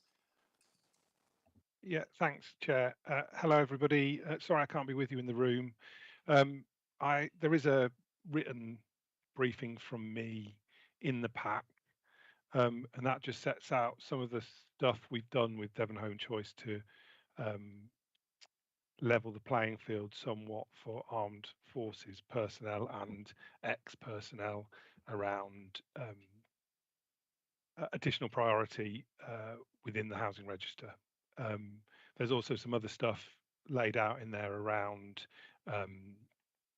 local connection and exemption from deliberate worsening of circumstances and disregarding lump sums. So there's a few things in there that we do around the housing register to try and help support people into accommodation. And then the briefing also goes on to just kind of talk about some of the work we've done recently on particular schemes for veterans. So that is particular housing schemes that have been designed and built with the support of people like Elaborate to get those done. So that's the Nelson project in Stonehouse. We've got the Sterling project in Honick Knoll, and we're talking to a developer about another scheme at the moment as we speak. So that's it really. I mean, what I should just say is that the national landscape for housing, I'm sure you're all aware, is very poor at the moment. So we are working in a climate where we are doing as much as we can locally to improve housing provision, but we're doing that in a market where the housing market is particularly strained at this point. Thanks, Matt. For those wondering, Matt's comments are on pages 87 and 88 of our pack. Matt, have you got any idea off the top of your head how many people on the housing register are there sort of marked as veteran or armed forces community members? There are, as of, and I think it was about 2 or 3 weeks ago, we took the snapshot. It may be slightly longer, so don't quote me on the date. But at the time we took the snapshot, there were 434 households who have deemed themselves to be in the armed forces or ex-armed forces personnel. So that's 434 households. Thanks. Out of a total of about 10 and a half? Yeah. Okay. Thanks. So 4% of our housing register. Yeah. But just remember, there are lots of people that don't declare that they are armed forces personnel or ex-personnel. Thank you. Now, if I hand over to our guests in the room, just for perspectives on veterans housing right at the sharp edge of it, which is where you are, what the challenges are and where you feel we might be able to do some more, what we've done well and what we might be able to do some more of would be really appreciated. And I know you'll bring two different perspectives. Chris as the chair, but I'm sure we'll hear direct from you first. So please carry on. We work very closely together anyway. So the great thing about the covenant is that the banding for a veteran has been increased. So usually if they were in a supported accommodation project like ours, there would be a D banding, which would mean it would be very difficult for them to get social housing. So now they're a C. We were finding that on average, when a veteran came into our supported housing unit, he was probably, I say he because we very rarely have ladies, it was on average about 9 to 12 months stay with us. We found that that has now increased to 18 to 24 months just because of the difficulty. The social housing register is a lot smaller. It's more difficult to get people housed. I think that some housing associations are becoming more stringent around finances, around past drug and alcohol history, and obviously we do have an element of that within our support. A lot of the guys will come to us with those issues, you know, and it's their opportunity to address that, but that does sometimes impact their ability to get social housing because there's many areas where they won't consider them unless they've not been in that kind of life for a certain amount of years. Yeah, so we're actually, for the first time in 10 years, Elaborate as a whole, the veterans, all of our veterans projects are 100% at capacity, and our referrals are flocking in at the moment. I have 4 this week. I'm holding a waiting list of 3 or 4. So we're getting a lot of referrals and assessments in, and I think that it's very difficult for us to move any of these guys into private rented accommodation. So, and we do realise how fortunate we are in Plymouth, actually, when we look at the other homes that we have in different areas that don't have the ability to tap into the social housing register like we do. So we are very, very fortunate. But we kind of, our support for the guys is changing and trying to get them to have a more realistic approach. And actually, at one point, it would be a given that they would get social housing. But now we are kind of being open and saying, you know, we don't know if this is possible. It might be rooms in shared houses and stuff like that. But I think that our problem with housing is that if somebody stays in a supported housing project for too long, it becomes detrimental rather than, you know, than effective. You know, there's a 9 to 12 month period where I think if you're not moving out by then, you start becoming a little dependent and stuff. So that's the difficulties we're having at the moment, but we are very grateful that our veterans are given a C band, because we're much more fortunate in the Plymouth area than a lot of areas. We've also got our self-build. I see that in here it says the council will allocate a proportion of stock through local lettings plans for armed forces applicants. I'm presuming that that is the self-build projects. I think that's probably be able to. Yeah, because that's the only veteran specific, isn't it? There's no other housing stock that's specifically for veterans, I'm presuming. Matt, I don't know whether you can pick up on that. You might know. Yeah, so we've got Nelson, which is the self-build Chris is talking about, and then we've got Sterling, which we're working on at the moment, and then we've got another development in the pipeline. So yes, those are the only ones, but actually we're hoping that that will grow over time. There's a, you know, as we are able to develop more, then we will carry on doing that. But the climate is not easy at the moment. Yeah. So you know, obviously Elaborate are involved in those projects, the Sterling self-build. We have 2 from our home actually in there working on the build, and obviously there's another, I think it's 9. Sorry, I don't run the self-build. I think there's another 9 veterans. We're hoping to bring other things to Plymouth as well. We have a project called Boots on the Ground, which is because we want to provide a holistic approach for our homeless veterans. And what our aim is for the veterans to get the accommodation, but sustain it. You know, we're to prevent homelessness. But yeah, it has become more of a struggle to move residents on when they're ready. And I think it would be fair to say that Elaborate in Plymouth, in terms of housing for veterans, was the first, and now that's become a major part of Elaborate's work in other places as well. So us identifying a need here and you meeting it locally has led to some national developments. So I think that's something we can be proud of as a city. Yeah. Though obviously it's sad that veterans are in need of the intense support that you offer. So I think, you know, there is something there. Becky, I spot your hand went up. Yeah, I just wanted to add, and I'm sure Nikki will probably agree with me, if it would be possible to have an armed forces champion within the housing department at Plymouth City Council, because when us as professionals have got questions or we're following up on cases for veterans or people who are about to transition across, we are often on the end of a phone for some hour and a half on the same kind of wait lines, emails and so on, which isn't productive for our time. So actually, if we could have someone we could communicate with directly to ask these questions to on a purely professional level, as opposed to giving the contacts out to veterans themselves, that would be really, really helpful. And Nikki's just said, yeah, any thoughts on that, Matt? I don't see any reason why we can't. I will need to discuss it with the team and just make sure there is somebody that wants to act as that point of contact. But I can't see any reason why that would be a problem. Thanks. That's a useful bit. Councillor Share? Thank you very much, Chair.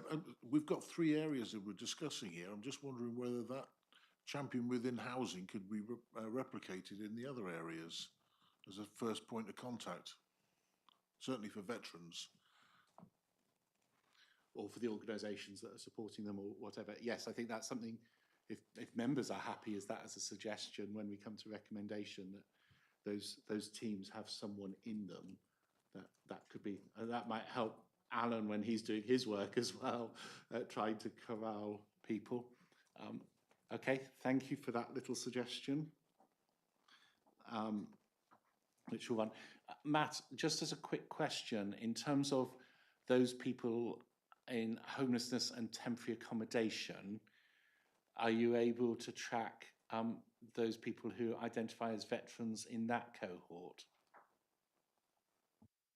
I'm actually not, no. So Devon Home Choice is our only real way of knowing who has declared that they're in the armed forces or ex-armed forces. I'm not sure whether our providers of temp and stuff would record that. Our council system does not record that, so our homelessness casework system doesn't record that information. Okay, that is sort of interesting because we're not therefore sure how many in that complex needs group have some history in the armed forces, because at the moment the only ones we definitely know about are those in Alabre, not necessarily others. So there's a bit. I've now got Councillor Murphy, then Becky. Thank you, Chair. Just a quick one, Matt. Do we work at all closely with the MOD with their, because they've got, I know I shouldn't say it, but when you look around, there's loads of MOD properties empty. I don't know whether we could actually tap into that and maybe work with the MOD and maybe have some use of their properties. I don't know. It's just maybe something that maybe we could look at. Yeah, I mean it's always complicated, isn't it? These things when you've got statutory organisations and finding it hard to collaborate. We do when they come up for reuse, then we do talk to them about how we might be able to use that. We haven't had any conversations recently about properties that they still lease that are currently empty. We haven't had any of those discussions recently.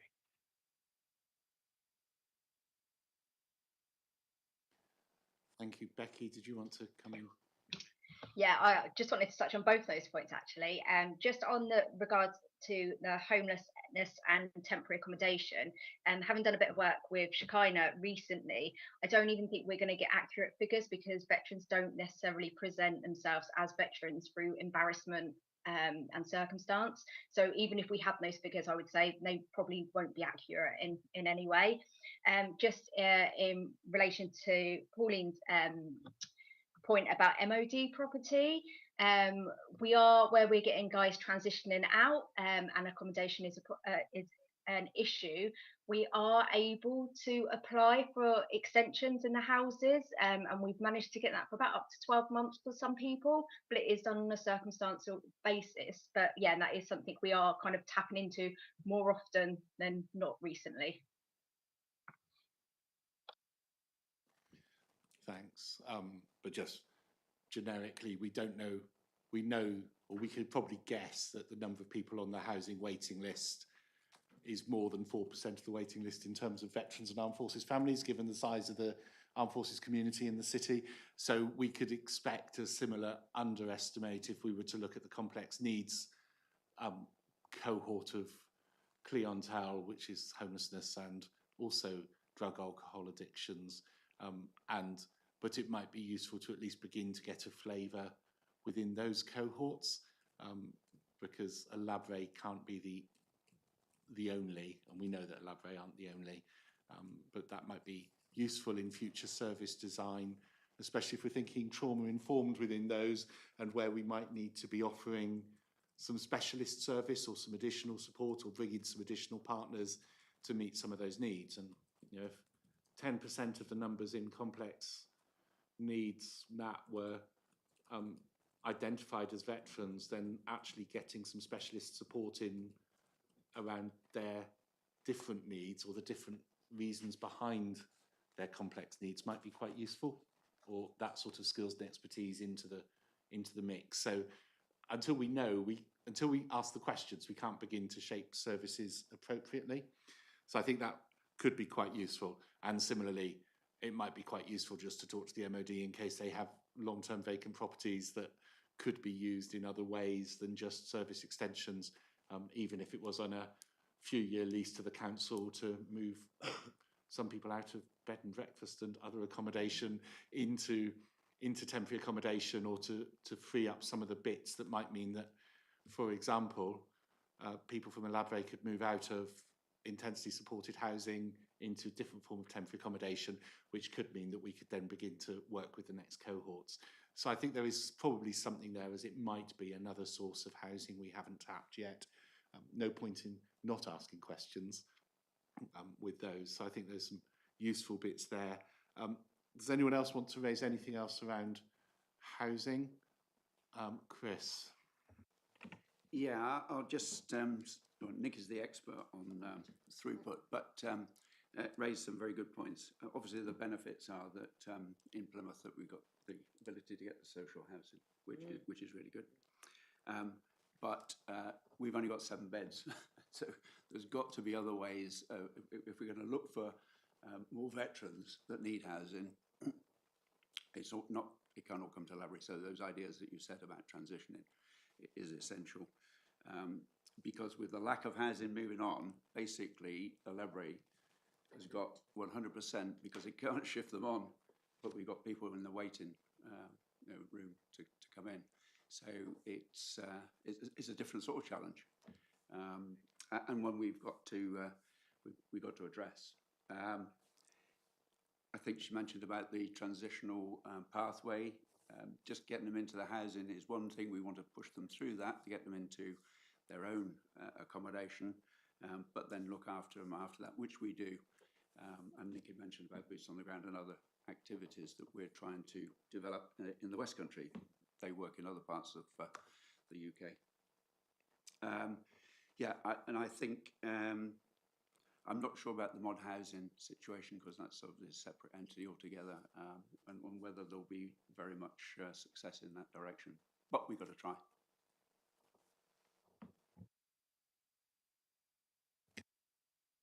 Councillor Poyser. Thank you, Chair. Just on housing, temporary accommodation, I know that in Childwood at the moment there's some empty properties. A number of years ago, MOD sold properties to Allington Homes and then leased them back. And there is at the present moment some ongoing negotiations around that stock. Just wondered whether the council have been involved in any further conversations about the use of that stock for provision of veterans and service personnel. That one's you, I think, Matt. Yeah, I obviously can't talk about what's happening with negotiations. We haven't got as far as talking about what we will use the properties for yet, if anything good was to come from those negotiations. But that's absolutely something that we could look at. Thank you. Councillor Lugger. Just a quick question, Chair. Does anyone know how many, or do all the social landlords in the city sign up to the covenant, or are there ones which are not? Is there any data available on that point, please? Well, they'd sign up individually. Alan, have you got any idea in terms of how many of them have signed the individual covenants? I do have a list of all the businesses who've signed up on that, but I haven't cross-referenced it with them. I can do, and I can give you the results of that when I analyse it. I think there's potentially something quite interesting there that might help on some of these discussions as we go on anyway, because that could mean that some of those might want to engage in terms of some of the move on from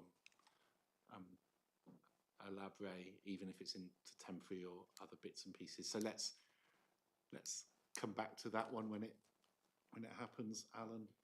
Yeah, sorry, just to add, I've talked about before about trying to build the partnership and encourage different organisations to join us. And I have to say, this is one area where I have tried to target in the past, and I continue to do so.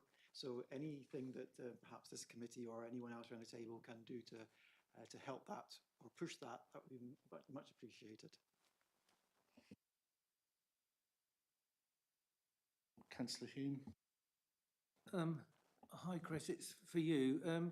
You were saying that have you only got 7 beds that you have available for people? Yeah, that's in Plymouth. We've got 20 homes across the southwest and Wales in total, and I think it's about 101 beds 103 or 101 beds in spaces. total. That when we get through about 30,000, I think, on average, don't we, a year, pushing through. Oh, sorry, that was the 10-year period. The 10-year, over a year. So seven in Plymouth. That's not many, is it? No. That's so you've got a task. Sorry. That's the task, isn't it? Oh, it certainly is, and it doesn't help when you know, they all have their own issues that need to be sorted out, and Nicky's job is to actually to get them through that and into a house, is to make sure they're able to live independently before they move on, and that interfaces with all the other agencies locally to make sure that they've got those, whether it's the health, whether it's mind, you know, to get them or off alcohol and drugs, and that just takes time.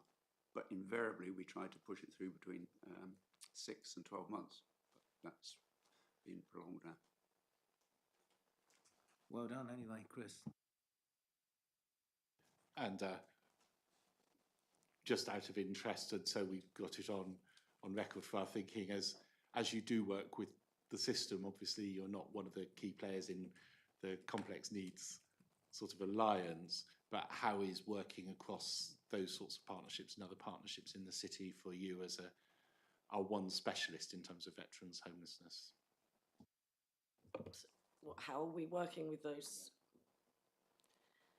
The strange thing is that the homelessness team at the council rarely, over the years, has rarely referred to us, which is quite strange. I mean, we are at capacity at the moment and we've got a lot on the waiting list, but in the past, I've had voids, and it's rare that the council homelessness team has actually referred to us.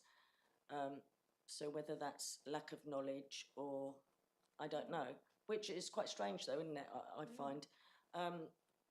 We've been around kind of since 2009, so we work really well with all the other agencies and we try and network as much as we can. Mental health is improving with Ops Courage. We're engaged with Maureen Maguire, DWP, Champion, so we're working well with other agencies. We make it our business to. Great, thanks. But there might be something there in terms of, from a covenant perspective, strengthening the relationships between our own complex needs work and housing work and Elaborate specifically, so that we can cross-fertilise knowledge and look to see some support. You know, for example, is there other move-on accommodation from some of the other complex needs bits that could help release space out of Elaborate accommodation, which could mean that people would have more suitable accommodation than potentially Devonport House or George House by being in the Elaborate house where their specific needs are more appropriately addressed. So I think there might be something there for us to explore. Anyone got anything else they'd like to say on housing? So the bits I've picked up from that are that maybe we should be recommending, and this is moving to recommendations, but I've got it on my list anyway, something about an armed forces champion in the housing team, but the suggestion that actually that might cross into other teams as well by the time we come to the end of our recommendations. A better understanding of the veterans cohort within complex needs, and that's not just at Elaborate, but at within the whole alliance, so that we get a better understanding of what services might support veterans and their families within that. A specific request about empty MOD housing and support in transitioning from supported needs into totally independent living. The potential to address other social landlords in terms of signing up to the covenant and strengthening links with Elaborate to within this agenda, so they're not just linking in with the covenant well, but the appropriate links are made in other areas. And there is something now beginning to work down through all of these around partnerships and how we strengthen partnerships and what our role as a council is in all of that. Have I missed anything out in terms of the housing discussion? No. Okay, it's 3 o'clock. We've been here for 2 hours, and actually I think we've got through quite a lot, and we've covered the statutory areas. So I'm suggesting we take a 10-minute comfort break. When we come back, we'll look at employment training and business engagement, because I think that is a whole area there that's been touched on that we want to go a bit further into.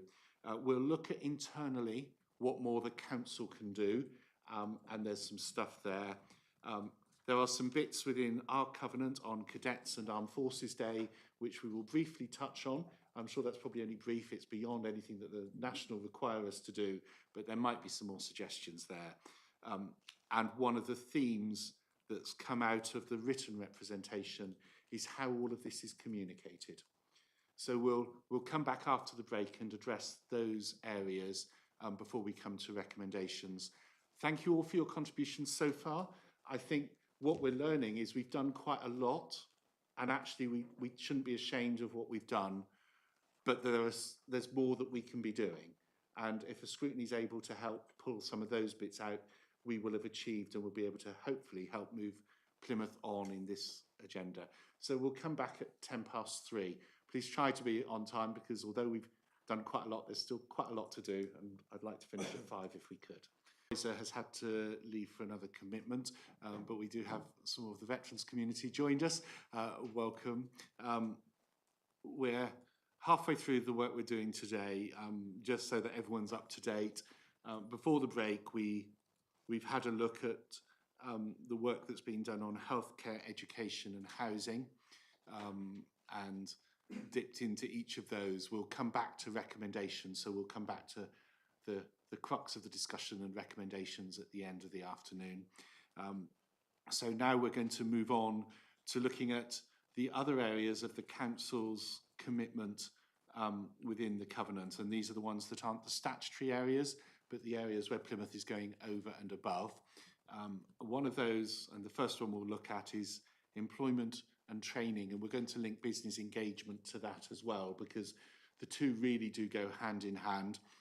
We'll then look at the Cadets and Armed Forces Day, and the work that we do internally as a council and what we can do within our own workings, and finally come on to communications, which is something that came out of the written responses we had to the call for evidence in the summer. So I think, Emma, you're probably the best person to introduce us to the field of employment training and business engagement. So do you want to do a quick intro to what we're doing, what's going well, and where some of the challenges are? Absolutely, thank you, Chair.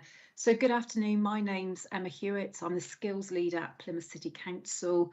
I'm structurally located in the Directorate for Children's Services as part of Education, Participation and Skills.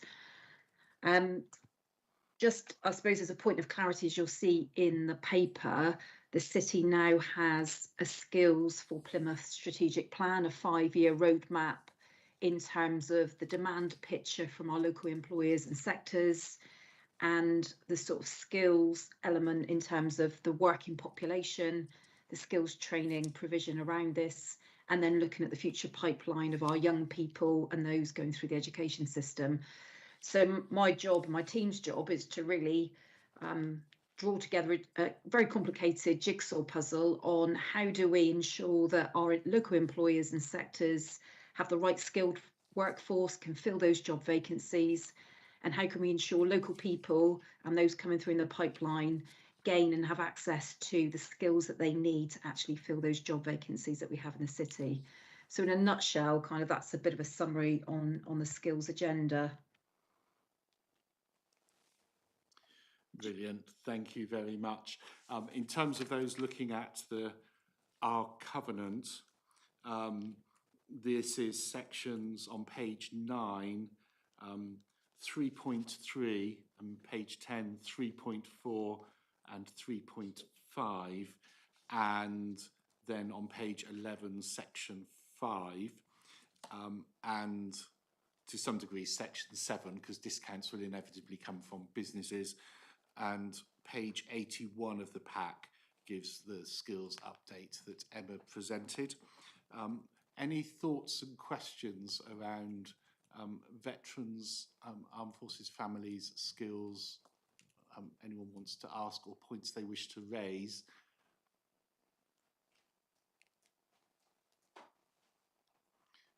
I'll kick off then, Emma. Obviously, we have a large armed forces community in the city, and people do leave and transition out. How well equipped in terms of transferability of qualification are they? So I know that people have done lots of qualifications in whichever branch of the services they are in, but are those easily recognised by local employers, or is that an area where we end up with people with skills that are underused because qualifications aren't recognised? I think there's an element of that. I think probably more pressing, which is what we're working on through the Skills Launchpad Plymouth team, is how do we ensure our service leavers, our veterans, can express what skills they actually have. And sometimes the language translation piece is actually where we fall down. So actually you could have an individual that has this amazing skill set and qualification base, but we aren't as good as we could be on communicating that. So when obviously veterans, for example, apply for jobs, or military service leavers, it can sometimes be in quite a different language that local employers can't comprehend. So I would say our biggest problem is actually, or the biggest opportunity, is to support our armed forces family to actually have that translation piece of work done. That careers information advice and guidance is really important, support for CVs, and that's what we've got into play in the Skills Launchpad Plymouth to try and do that translation piece. So that would be my big kind of area of opportunity. And has any thought been given in that area as to working with the Chamber and the Fed and others about some skilling up of key employers in the city as to what that might look like, so that it's both are trying to learn that language? Yeah, I absolutely agree. I think there's a few different angles on it. One of the things that we're working on at the moment from Skills Launchpad Plymouth is an employer hub.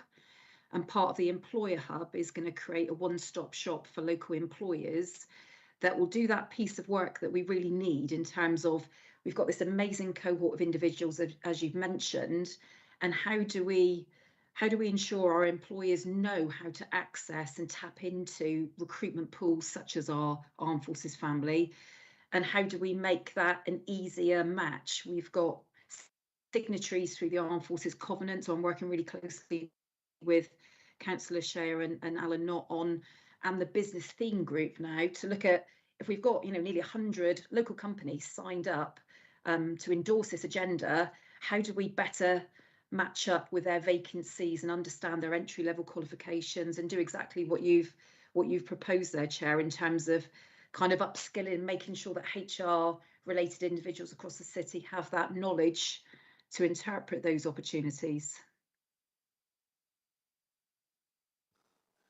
Thanks. And just while I'm on this, then I've spotted Councillor Lugger, but I'll follow this one through. And I know it's slightly internal, but I just wondered whether, Kim, in your role as one of the senior HR directors in the city, there's anything you can do to help Emma in that, in terms of getting that message in front of the right people as well?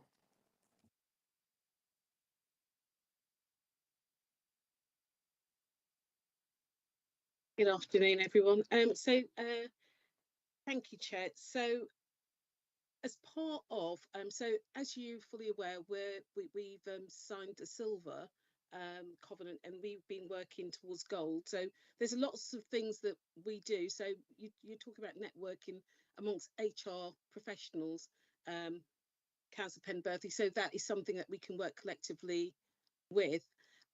And I was just wondering if this is a time for me to talk about what we're doing internally as a council, or do I pause and wait until you come back to me?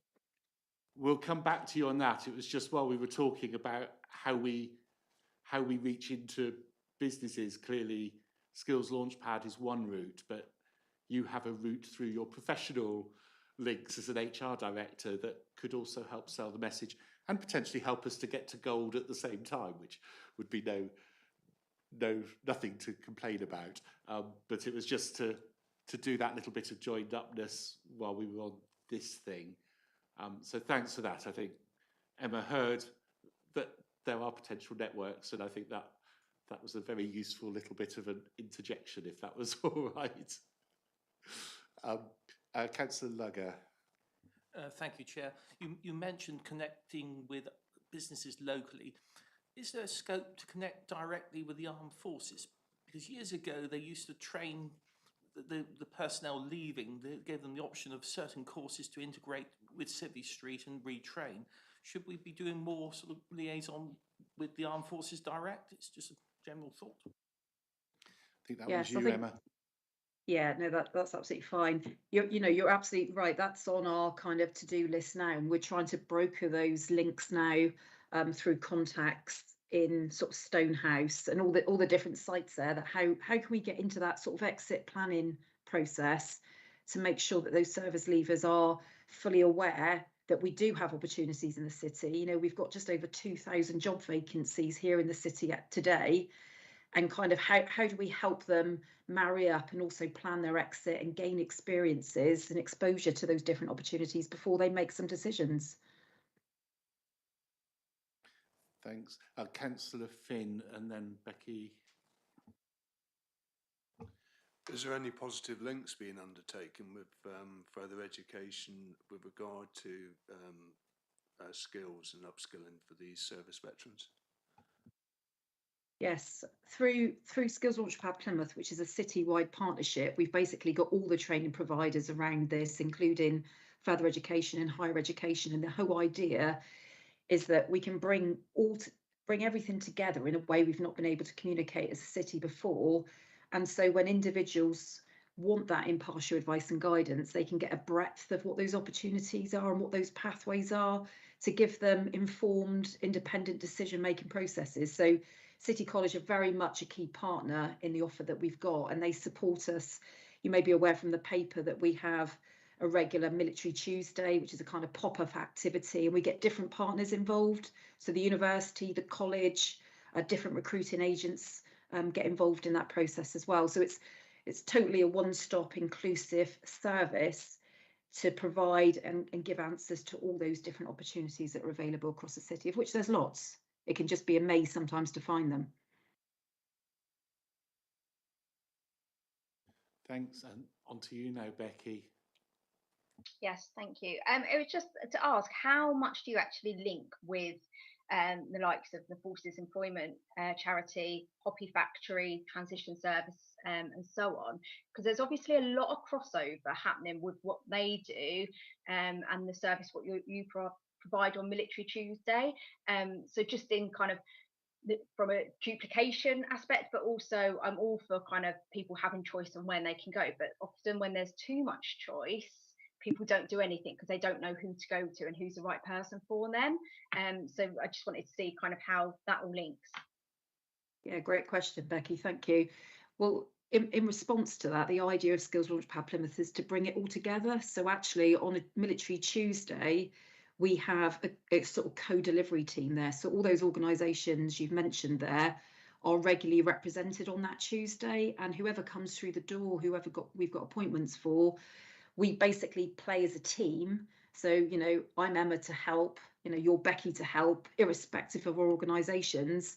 And we support that individual and work out what the best partner response could be, which could be, a multiple agency response. And that's exactly why we've set Skills Launchpad Plymouth up, to enable that to happen. So the partnership, especially working with our DWP, Armed Forces Covenant champion, sort of Armed Forces champions, as well as CTP, RFEA, etc., are all completely strong. We couldn't deliver Military Tuesday without them. That's part of that model. Thanks, Councillor Share. Can I just firstly say thank you very much to Emma and her team, who've done some fantastic work in Military Tuesdays. Okay, and having been through the process of leaving the forces, a little while ago, but I've asked other recent veterans what the problems are and inquired into it. And we still have an issue with regards to that big concrete wall or that big stone wall by the dockyard.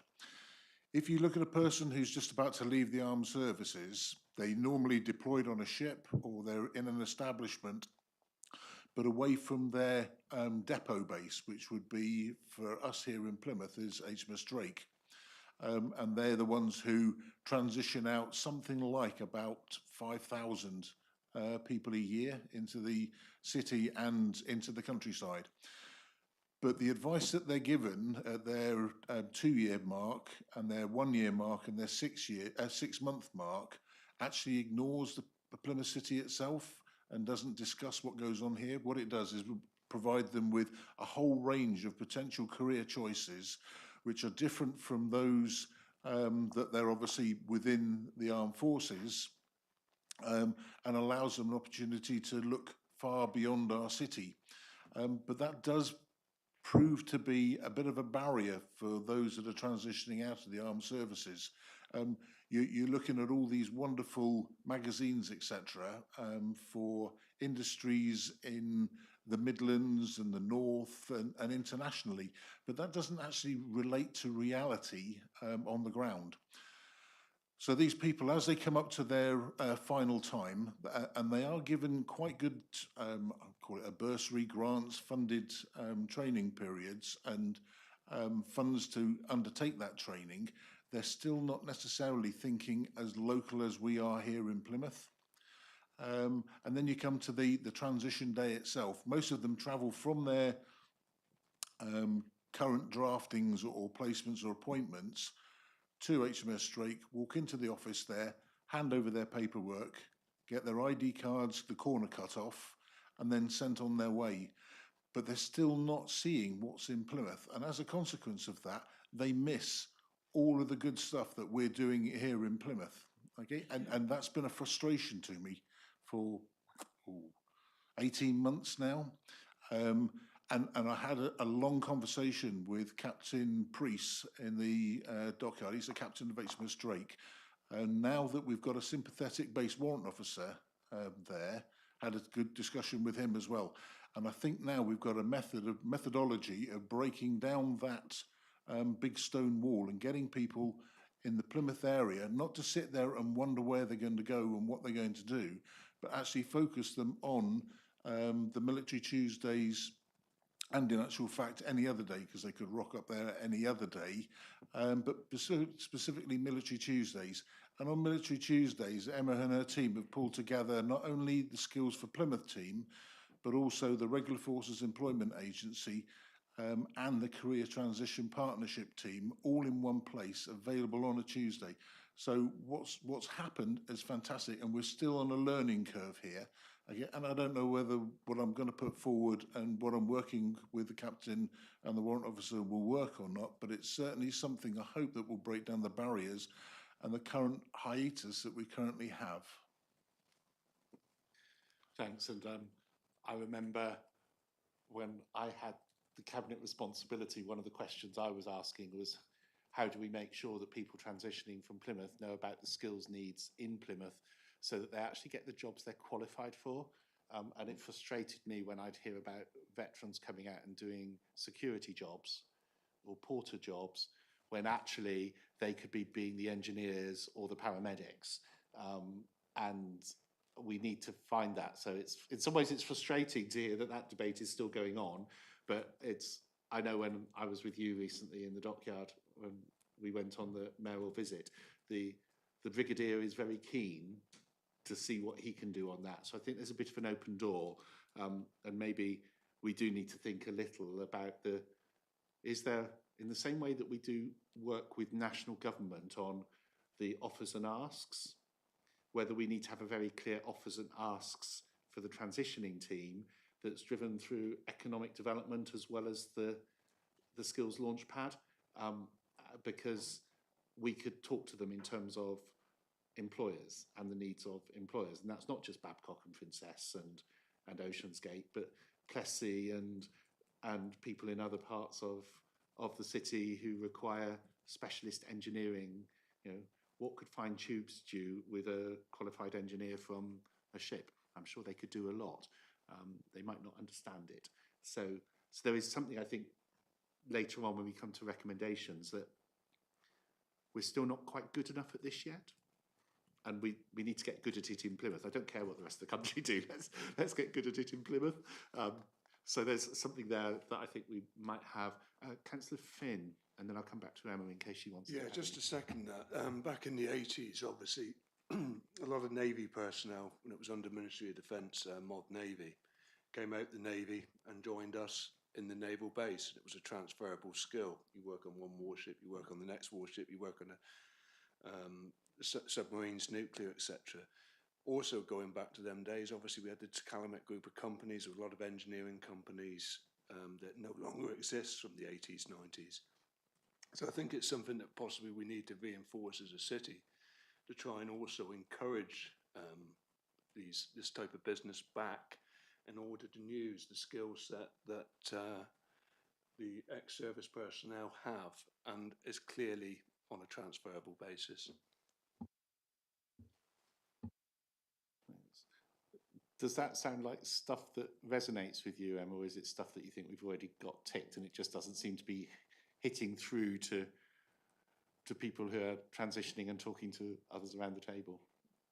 Yeah, I think there's some more connections to make there. I think what we've got is an enabler now. We've got a model and we've got a partnership around it to support that. And I think now it's that communication piece to make sure we can reach these individuals and we can, you know, join the dots, as we call it. So their exit planning, and we can properly communicate what the opportunities are, the pathways, what skills retraining, upskilling we might need to do just to position them effectively to achieve those roles, and how we broker those relationships with our local employers and take full opportunity of the armed forces signatories we have in the city.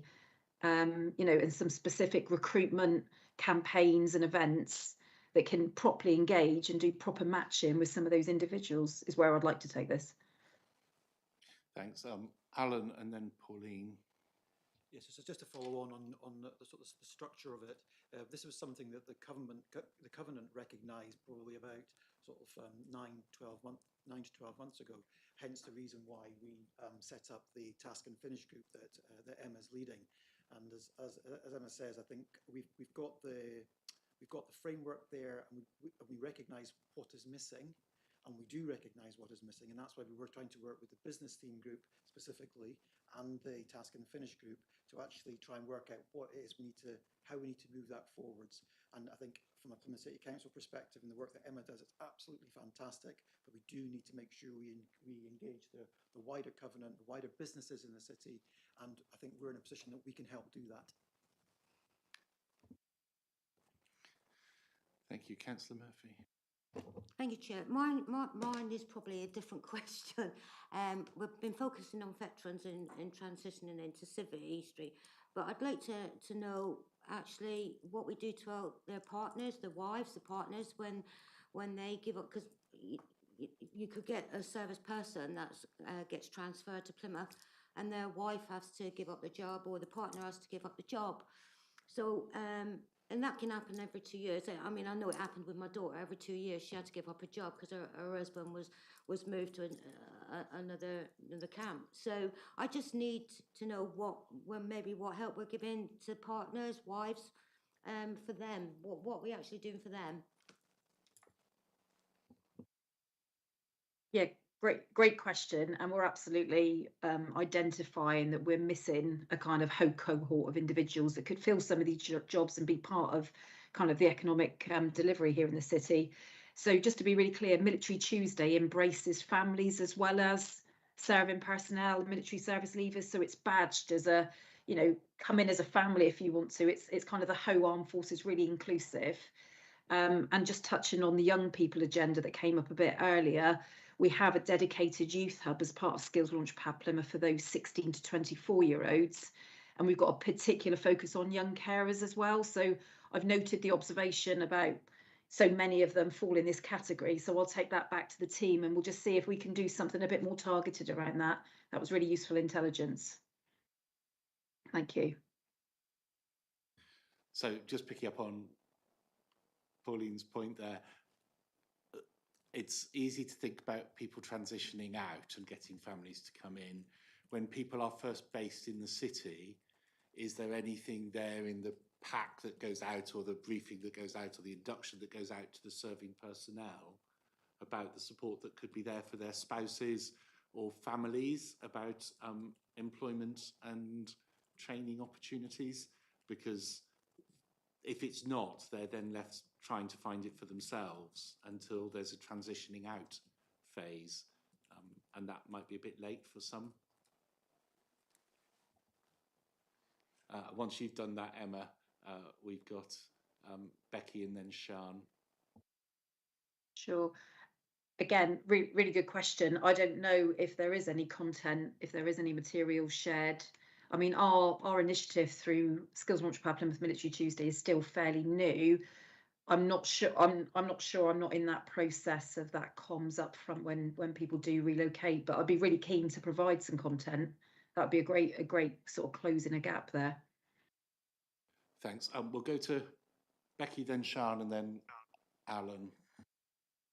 Yeah, just a quick one on that point. It may be worth linking in with Lee at the Forces Employment Agency, because they have a really successful spouses program, and that can be relocated. So if someone kind of relocates to Plymouth or from Plymouth, so that's a brilliant program which you might want to tap into.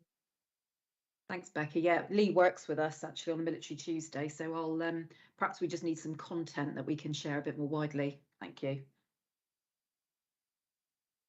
Sian? Mine was the same as Becky's, to speak to Lee Johnston. Also to mention that the family federations have Forces Families jobs, just for a wider recognition.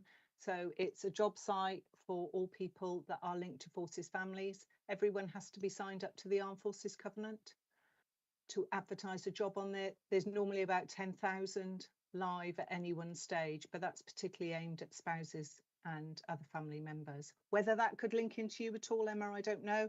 Happy to chat offline about how we could do that, maybe.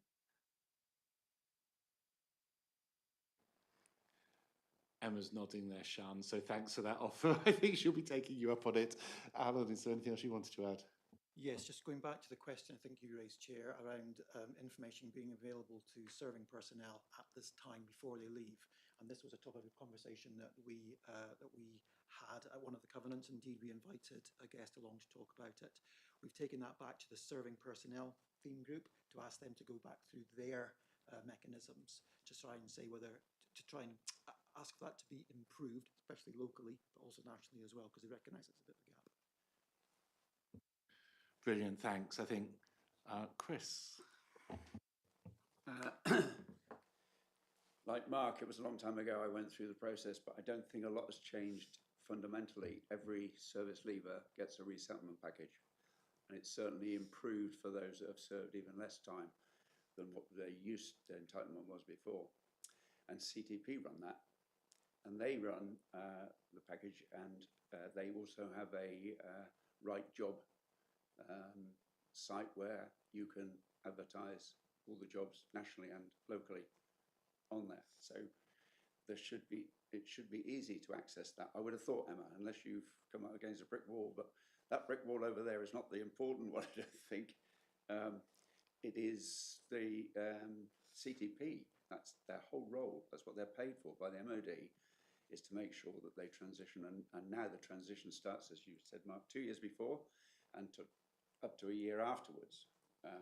And that's where they should capture anybody who's got any particular requirements through their health issues or mental health, and they get a particular special package.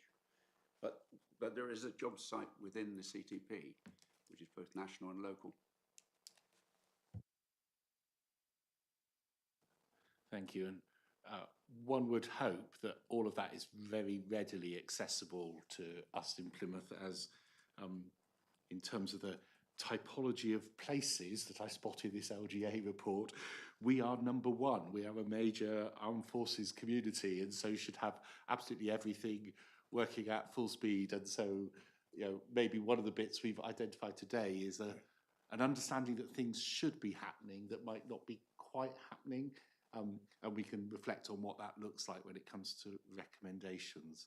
But what's clear is that there's a lot happening, but there might be some people who fall through nets because we haven't joined things up quite well enough yet. And the people we're letting down are spouses and people transitioning who could be in better employment.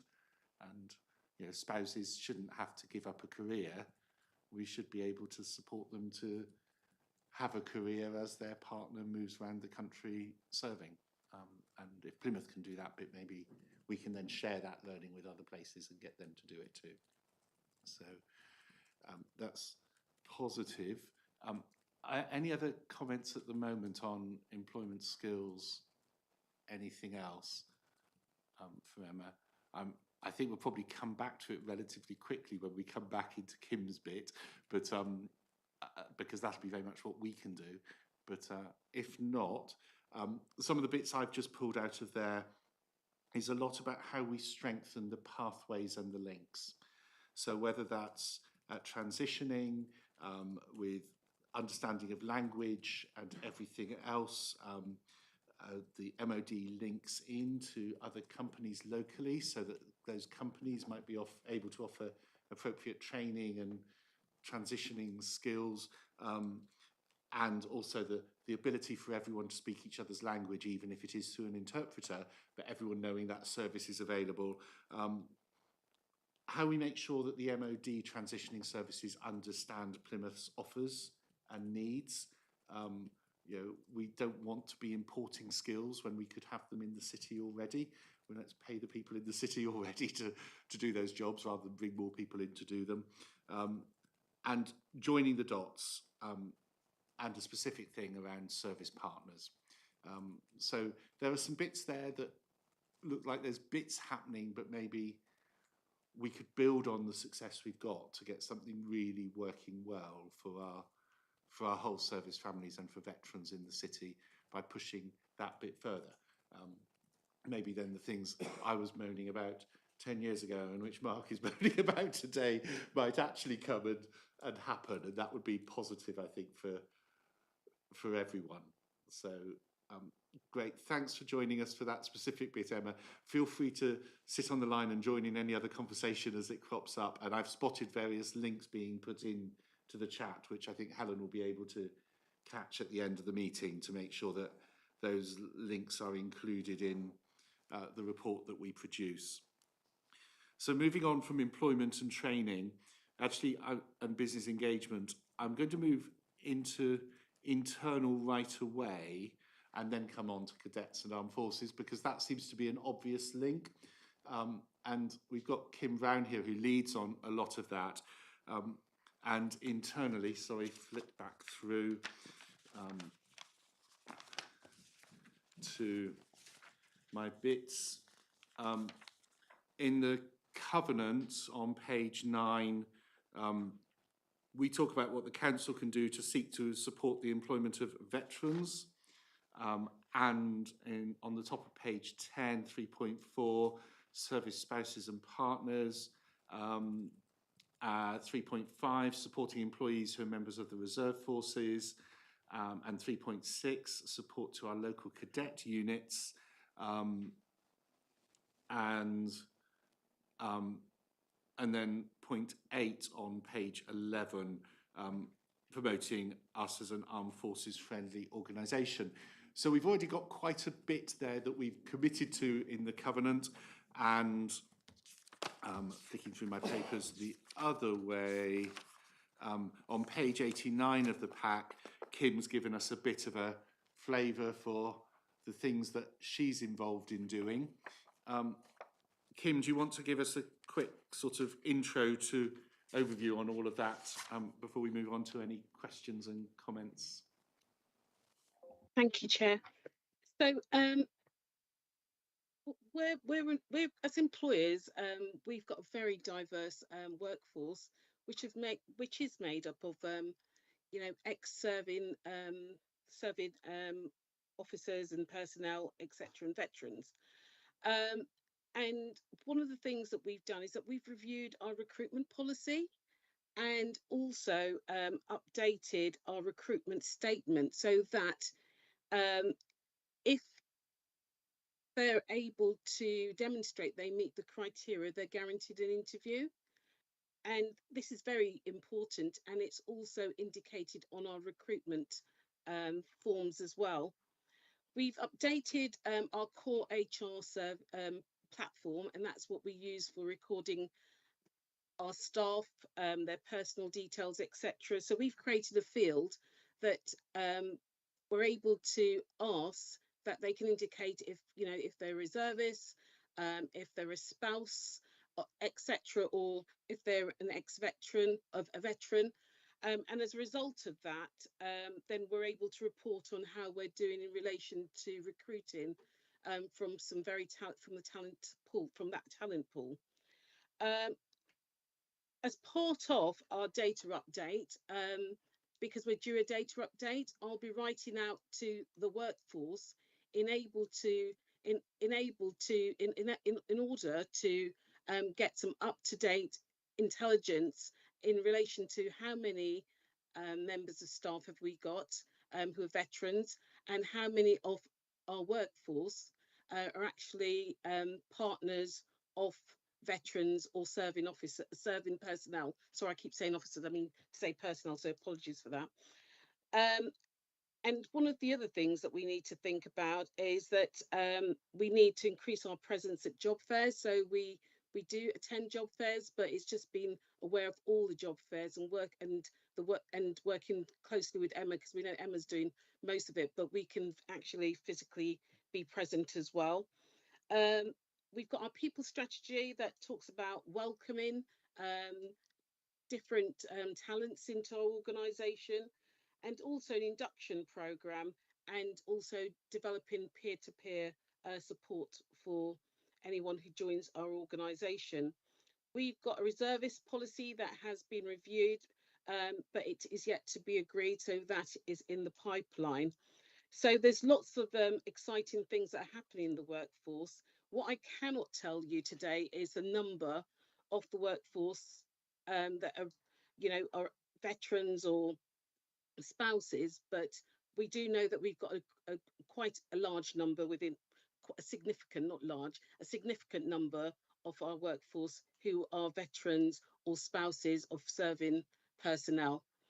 So as I've said, there's a lot of work that we're undertaking. We did apply for gold certification in 2020, but as you can appreciate, that was whilst we're in the midst of COVID. So that is something that we're working towards. But it's not only about getting that award, but it's actually making sure that whatever we do is real and true, and that people are able to have rewarding careers with the council. Thank you, Chair. Thanks. Anyone got any comments or questions on what we do internally before I kick off with one that might start some discussion? Councillor Murphy. Thank you, Chair. Can I just ask, do we know how many reservists we've got then? You're saying that you don't know how many served in the services or the spouses, but do we know how many reservists we got? Councillor Murphy, we don't know, and that's part of the data collection that we're going to do for the whole workforce, not only for veterans, but for the whole workforce. So that's something that we've got to do. What I do know is that there have been no requests from reservists for mobilisation. I was just going to ask that question, because obviously if they're reservists, they go on and do what they need to do. So surely we would have known through that how many reservists we've got. Is that because they feel, and this is just, it's just a question, is that because they feel that they're not being supported by Plymouth City Council? I don't know, I'm just asking that question. Councillor Murphy, I don't have any evidence of that. If there was a request, so our policies allow up to 10 days for training, etc. But for mobilisation, we have not had any requests that I'm aware of, because it would have come right straight through to myself. So there is work in progress to get our numbers right and get the data, so that we're able to support as appropriate. But there have not been any requests for mobilisation thus far. Sorry, Chair. No, you know, I'm not disputing that. It's just that I thought, I understood that reservists had to do X amount of time away and stuff. I don't know. I mean, I don't know how it works. So I'm a little bit surprised that we've not had any of our reservists ask for any time off, unless we don't make it easy for them. I just don't know. Maybe it's something that we just need to look at. I was wondering whether it was because it's not yet been formally signed off as a policy, so they don't know that they could ask, and whether reservists are actually using some of their leave or toil to go and do training. Because I know of at least one reservist in the council who is fulfilling all of those obligations. So, and I was just going to ask on that before I come to you, Councillor Shea. The other bit is that we've got a commitment in the covenant around support for cadets. And I know that we have members of staff. I know one of the concierge here and someone who was formerly in the Lord Mayor's office, who's now elsewhere in the organisation, who are actively engaged in cadet work, who go on camps and so on, yet we don't have anything about release of them on paid time for support for cadets, which we do have for reservists. So they're taking their annual leave to provide support for cadets, and we know that cadets are struggling for their officers and warrant officers and trainers at the moment. So I just wondered whether it's also worth us thinking about how we support those supporting cadets through formal policy as well as through a statement in the covenant, because my guess is that we've got people doing it out of their goodwill and annual leave rather than requesting us for what they're entitled to. So just an observation. Councillor Shea. Thank you, Chair. I was going to speak in actual fact about the requirement and the commitments for reservists and the time you have to expend on it, but I think it's superfluous to the conversation, to be honest. Thank you. Thanks. So I think the data collection as soon as possible on who are veterans, who are our spouses and families, and those families might include children and young people on apprenticeship schemes whose parents are serving, because that could have an impact on their apprenticeships, and reservists and those who are supporting our cadets across the council, in order that we get that sense. I think we probably won't be surprised at how many there are, but looking at the good practice recommendations from the LGA report that we were circulated on page 35, it says one of the recommendations to councillors is that councils identify people on their staff and in the council who have a personal link with the armed forces and use their understanding and commitment to help galvanise the delivery of the covenant. So I think there's a recommendation there that we could probably pick up on when it comes to our practices, because I think it's not only identifying them, but it's then how we use them to drive this agenda in the council and broader in the city. So there's something there. And another internal, which might be a bit more Alan than you, Kim, is that we develop a mechanism for planning and recording action. And I think some of this might be data sweeps. So earlier on, we were talking about the data we didn't have in some of the housing areas and some of the data we did have. It's how we sweep those different bits of data from community connections or children, young people, or adult health and social care that are specifically around veterans' families into one place, because there's probably little pockets of it all over the place that we don't know. And if that was all in one place, then that might inform some of the policy making. So, and that's just a second recommendation in terms of what council should do. I think we have some data we've identified we have, some we've identified we don't have, but it's not all held in a place that you're able to easily say, here's what we've got across the council that might be useful, in the same way that I know we've been putting stuff together on child poverty across the whole council to help us present that picture. Might be a useful one. I see you. Go on, Alan. Yes, thank you, Chair. Yes, you're absolutely right, and it aligns very much to child poverty. Actually, the data that sits in such unusual places, it's very difficult to get a sort of traditional needs assessment.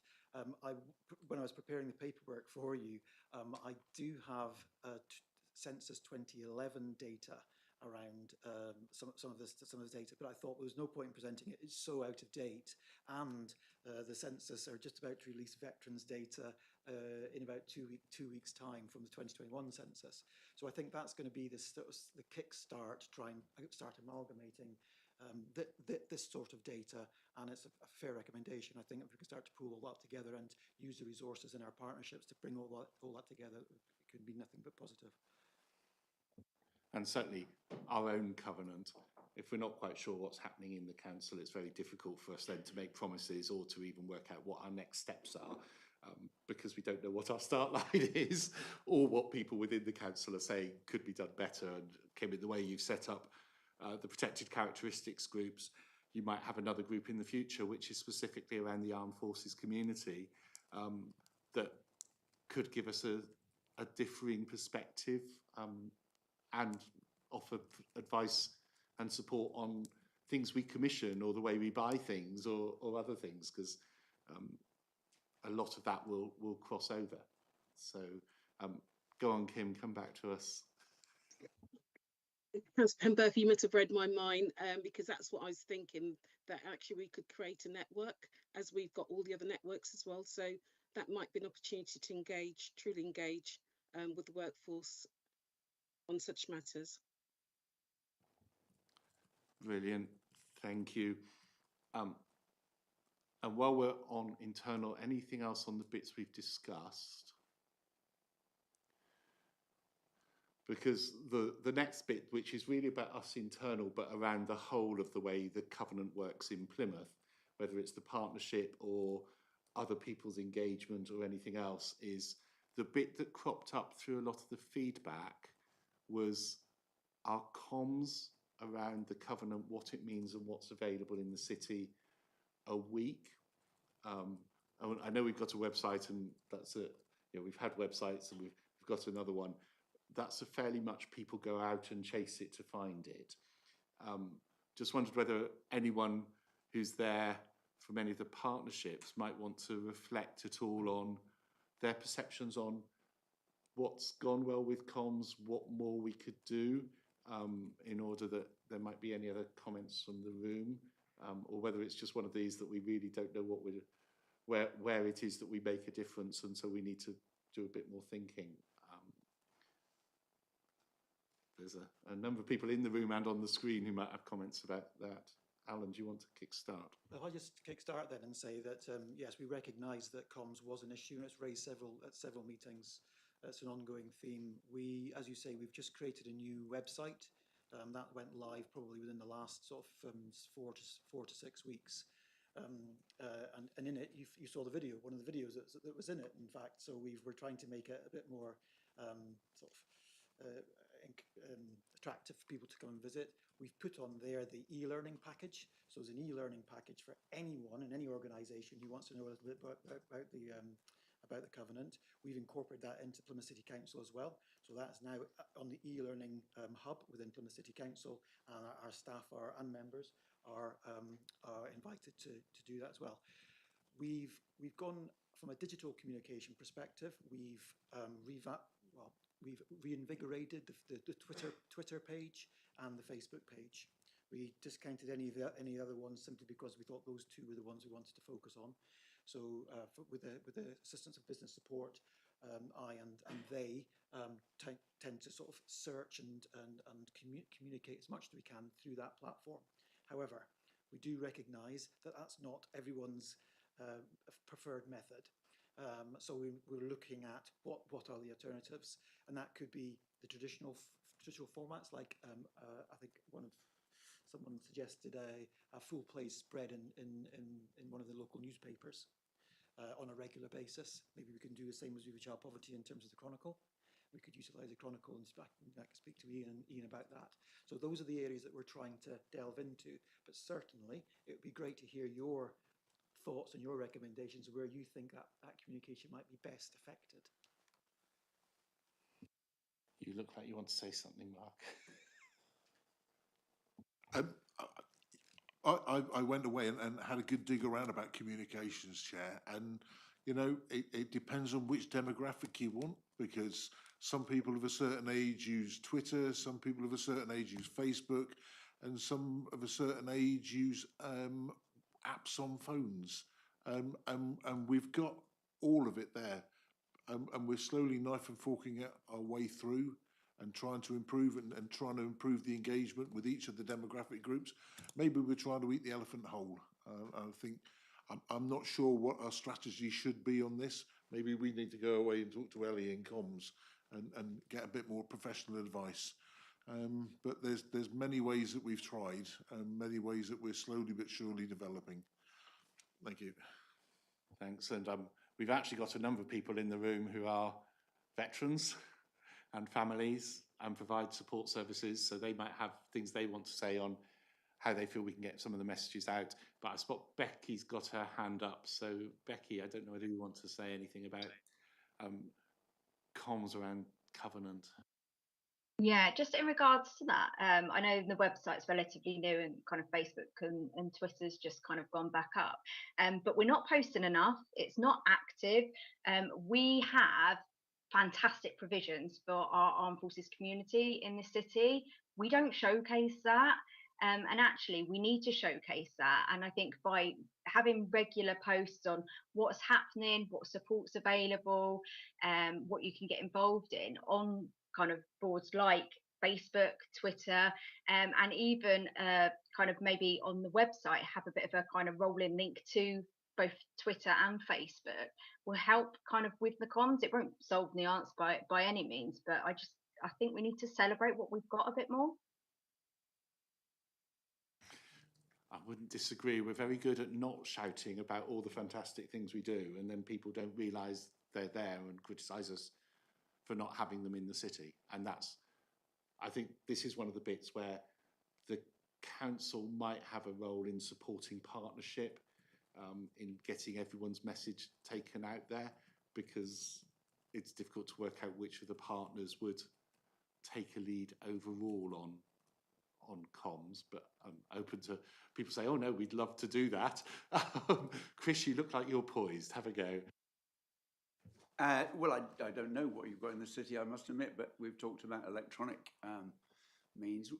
Do you not have rolling poster boards around the city that you could advertise? So Tuesday, military Tuesdays, you put it on a board on the Monday or something?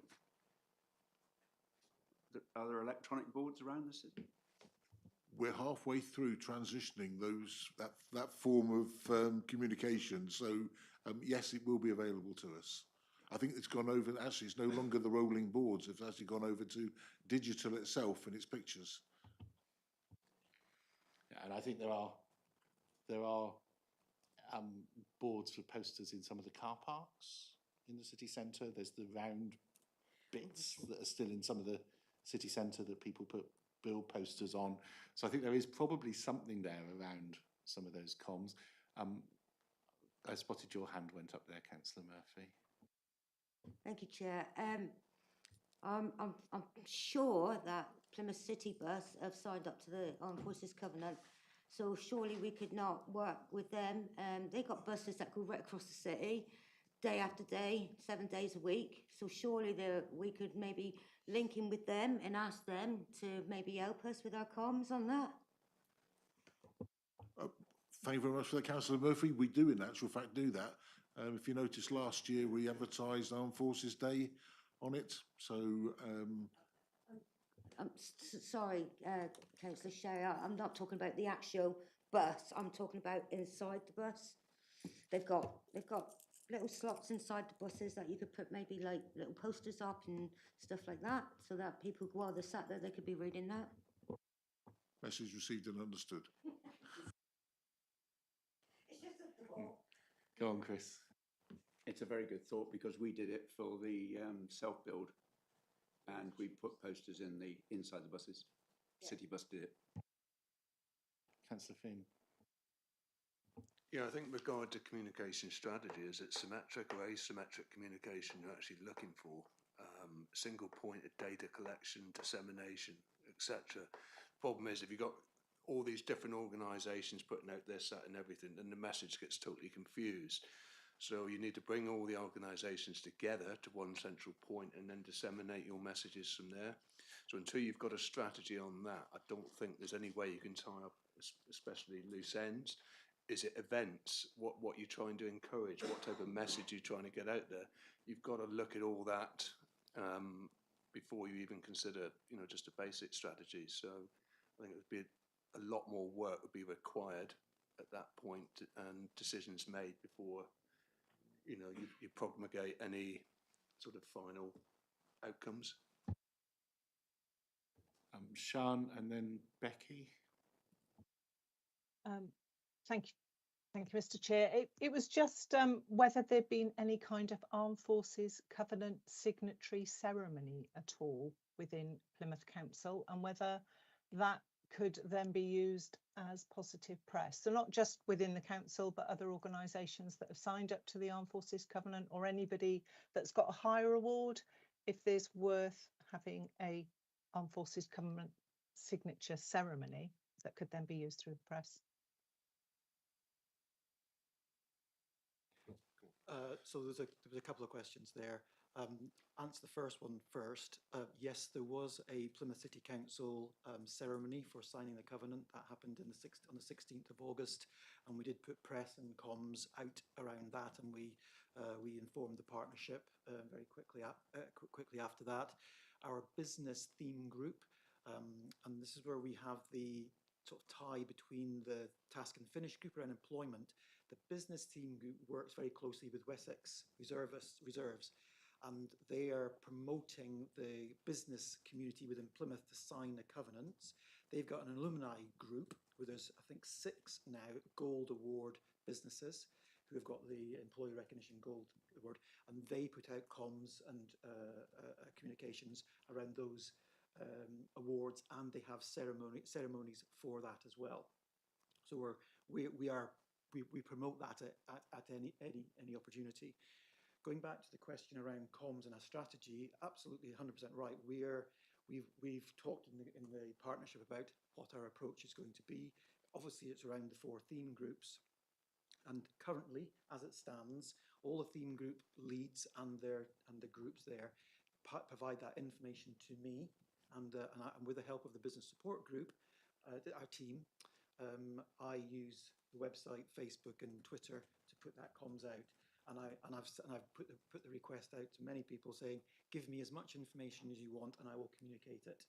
But again, that's electronic and not on paid for. So at the moment, strategically, that's where we're going. But we do recognise we need to do something different.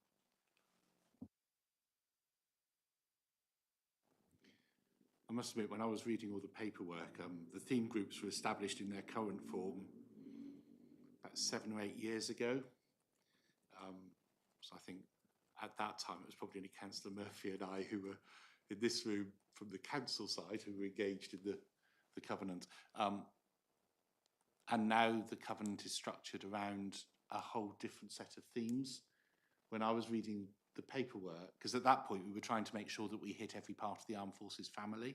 So the theme groups were around parts of the family to make sure that the bits that they needed were properly met. I found it quite difficult when reading the paperwork to tie up the covenant and who was leading on things and liaising with things into those theme groups. And so for me, it was actually, are the theme groups now right for the community covenant we have today? Because the covenant we have today is very much structured on areas of action. And so what happens when things fall between that, or it isn't quite clear who does what? And that was one of the difficulties of trying to shape today, was actually the theme groups would have meant we didn't address the themes. So we've chosen to address the themes rather than to address the theme groups. So I just wonder whether there is something about whether, having moved on, the structures need to move on, and whether that might then make it easier to communicate what the covenant does, because there would be clear people who were taking a lead for working out how that happened across serving personnel, children, families, veterans, businesses, reservists and cadets. You know, those sort of separate bits. So it was just a bit of a, you know, do we need to think about our own structures now that things have moved on from 8 years ago? 100% right, and these are the questions that the chair met with the theme group leads twice in November 2021 and January 2022, and we were having those exact same discussions, because what's happened, as you quite rightly say, the theme groups were set 7 or 8 years ago, but actually things have grown and escalated, and we've said, well, how do they fit into these different theme groups? Can they really fit into there? Because we can't fit everything into there. But what we recognise is that our partners around the table, they don't work in those themes either. They cut across all the theme groups. So actually we considered changing them, and that option's always on the table, because a new structure was proposed, and it's not set in stone. But it's how do we, well, the solution at the moment was to work collaboratively as theme groups, not individually, not in silos, collaboratively, because the same partners are working across all of those different themes. You know, the theme, someone working in the business theme group actually works with children as well, and the veterans with the serving personnel around celebration and events. You know, so it was about collaborating and sharing best practice, rather than saying you slot into such and such. But yes, it's open for discussion.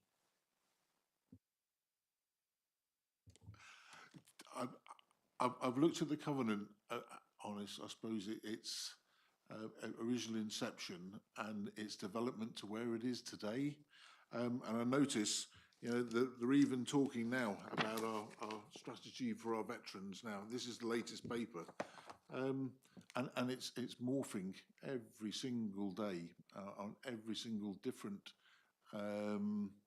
press release and policy decision that's made.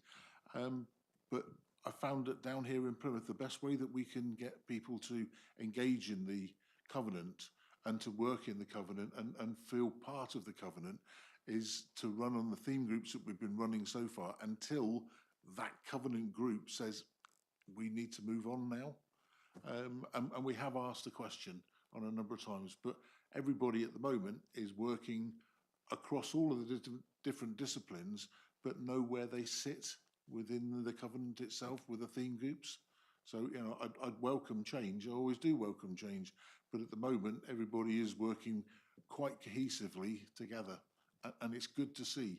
And the exchange that we have at the covenant meetings are really good. Okay, thanks. Becky, sorry, your hand was up and I used chair's privilege to jump in on something. That's all right. I'll follow on from that anyway, because it does lead in quite nicely. One of the good things, which I believe came out of COVID, was the collaborative working, what went on between organisations working with the armed forces community. And by that, I mean the Veterans and Families Hub set up 6 weekly service update meetings where we could really get an idea of what was happening, who was being furloughed, and what support we were offering people, and so on. And they worked really well, to the point that they still happen today. So every 6 weeks we have no service updates, and we get, on average, I would say about 25 different people on those sessions. So they really work, and they really kind of emphasize the need for collaboration. And with that, we've kind of taken that one step further now, and we've got the outreach hub starting this month. And again, that's a collaboration of services coming together, going out in the community to offer the support out to our armed forces community. So you've got the likes of kind of like Help for Heroes, DWP, the Veterans Hub, all sorts of organisations coming in on that, as well as other organisations. So Plymouth Community Homes, Southwest Water, and they will all be in attendance at these events. So firstly, I would welcome anyone to come along to kind of see what's happening and support what's on offer to our armed forces community, and how we can help. But also, this is being run by organisations who have literally come together, recognised a need, and are doing something about it. We have no funding to run these sessions, so we are kind of going out a bit on a limb with them, and hopefully we can sustain them. Is that something the council could support? That's not down to scrutiny to say. And, I'm sure the cabinet member for finance might have something to say about that, but I won't put him on the spot now. I think what I wasn't suggesting was structures should mean there shouldn't be partnership working, but whether partnership working should coalesce around at least the statutory themes, so that those that we have to do, and there might be some of the others like the employment training and business engagement areas where we've got a lot going on in the city that could be a theme. But so, you know, we could have a theme on healthcare, education, housing, employment training and business engagement. So that could be 4 themes that could have in them people who are about veterans, people who are about families, people who are about children, people who are about serving personnel, but with a specific skills focus rather than a particular slice of the armed forces community focus, trying to do all 4 themes at the same time. And I think so. I think it was more that you can slice a cake with partnerships in multiple ways. And in reading this paperwork, it was really difficult from a scrutiny perspective to work out how to scrutinise a covenant when the theme leads didn't reflect the themes of the covenant itself. And so we've gone down the themes of the covenant approach as opposed to the separate 4 communities, because we'd have had to have the same, we'd have had to have each of the conversations with each of the communities. So it was just a how do you slice the cake question, which is always worth asking, because there's always going to be alternatives. So it wasn't a don't do partnership. It was what's the best way of getting the right partners round a table to drive even better delivery in Plymouth. And that wasn't a sort of even a recommendation, it was just a question that I chucked in to see what happened rather than a... I think from my point of view with that, what I want to get across is actually by coming together and that particular group which we run with the service updates, it works really well. It's a boots on the ground, getting the referrals through, so we know the big issues, we know what issues are in the area, and we can do stuff about it. And the outreach hub being one of them. Another hot topic at the moment is around sexual abuse, violence and rape within service, and disclosures coming out some 20 years after people leaving the service. Actually, what are we doing about that? And this group really is putting in place, it's not just about talking about what are the issues, we're actually doing stuff and we're acting on it. And I think that should form part of the Armed Forces Covenant because it fits so nicely. I wouldn't disagree with new things coming in. We're in a position where the covenant now, because of the change in legislation, the council just has to sign our own covenant, and we're still trying to seek to have a Plymouth covenant that is no longer legislated for, whereas before the city council was also responsible for trying to pull together a city response, and that has now gone. The new legislation takes that away. So we're scrutinising something that's purely the city council, but recognising that we want to try and do a lot more and how we do that. Certainly sexual violence and domestic violence and abuse is beginning to emerge. It is worrying. It's worrying maybe that because of the structures that there are, it doesn't have anyone leading on it in the city within their individual covenants, because it falls between it all. And that's the role of a partnership.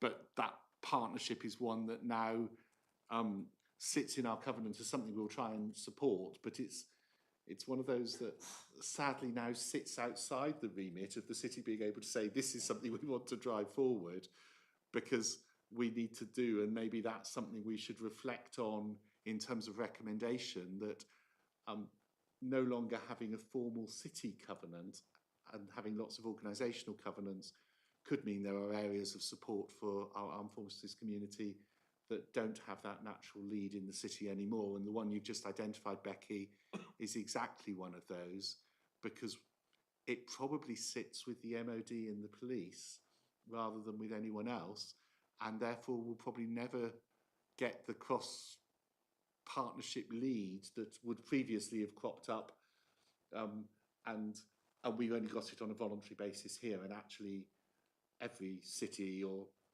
local authority area should have that.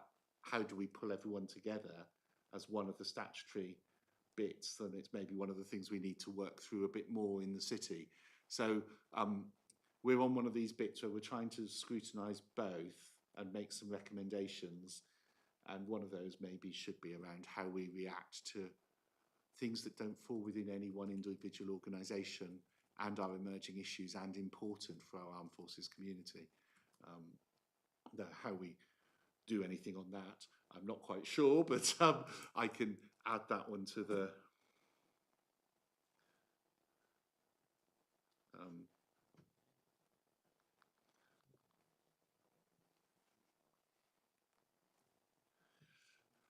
so. Yeah, but there's some discussions trying to as head scratching happens. That's okay. So, so in response, I suppose, I think. Oh, sorry. No. We put forward following the theme group and chairs meetings, we put forward a draft proposal of a governance framework. And that governance framework had a board. And that board were members of the theme group and the chair, cross-party. These were proposals. And key public bodies within the city. Bearing in mind, as you've just pointed out, the new legislation and the new demand, and any other key areas that we thought would be appropriate for that board. And that board would then be the kind of strategic driver and the strategic setter of priorities for the next few years. And then they would try and work out how we work organisationally and in a partnership to deliver those. Now, that's been a proposal that's been sitting there for a little while. We haven't moved forward on it because of the scrutiny, because we want to see what came out of the scrutiny. But that was certainly one of the proposals, because you're right, it's got bigger and bigger and bigger. We're doing some amazingly fantastic things, but we can't do everything. Our partners have been absolutely fantastic. Stuff Becky's doing is absolutely amazing. The NHS and the social prescribing pilot, amazing. But we can't do everything, I don't think. Yes, and I think part of what we've identified today is a number of areas where things are falling through gaps, and some of those are with statutory partners. The fact we've identified, despite the fact the NHS now have a legal responsibility that only 11 GP surgeries have signed up to be armed forces friendly, puts a question mark over the NHS. The fact that dentistry is severely lacking, unless you are a serving personnel, in which case you'll get your dentistry because you don't want to send you out on deployment with anything wrong with your teeth, but mental health across the board we know is one of the areas of weakness in the city, and it's one of the things the ambassadors have talked to us about. So just in that first bit, there's a whole load there which is NHS who are now have a statutory duty where they're not doing well. We can do our bit. So I think it's interesting, isn't it? And maybe themes are no longer the right terminology to describe the four groups you've got, because they're really communities within the armed forces family. And you've got themes that are set out by legislation, which are about what people do. And maybe the language needs to be thought about.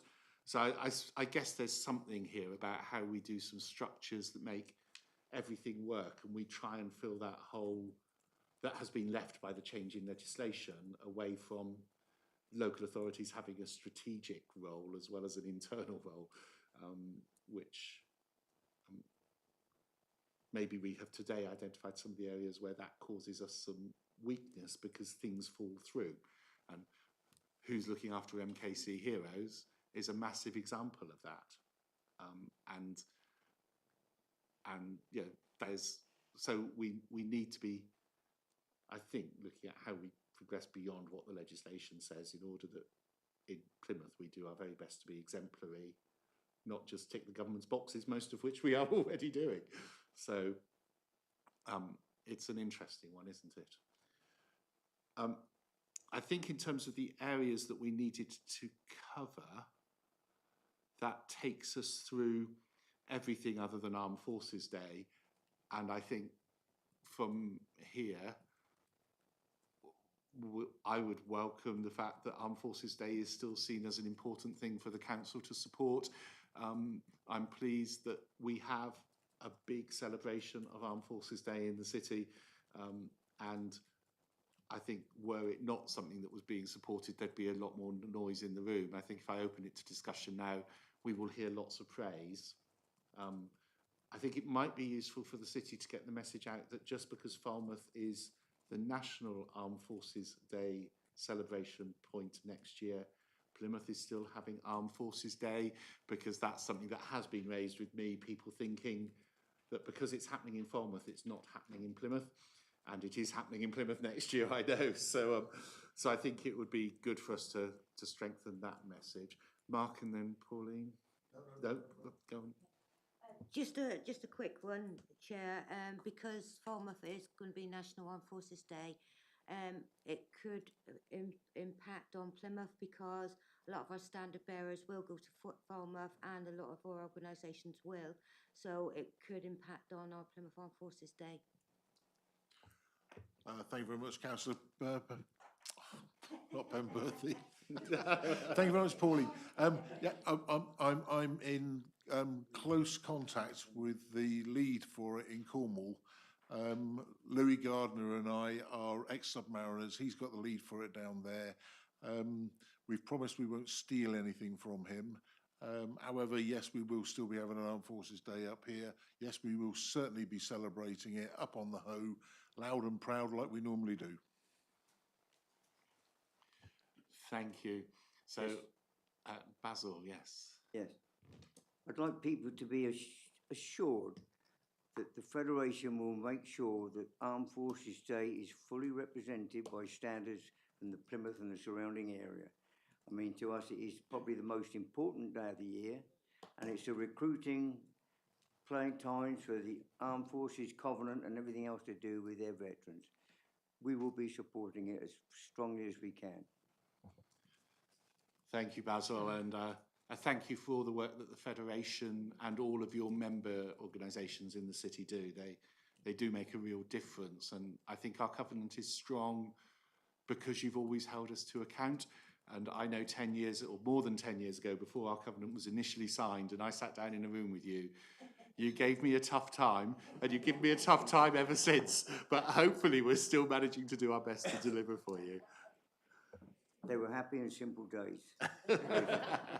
But unfortunately, they are suffering from apathy right throughout. I mean, you're all aware of the famous Tommy Atkins poem by Kipling, you know. Tommy this, Tommy that, you know. Tommy, go away. But when the drums start to play, it's Tommy, you know, we really need you on board. We are struggling to sell tickets for this year's Remembrance Festival on Remembrance Day itself.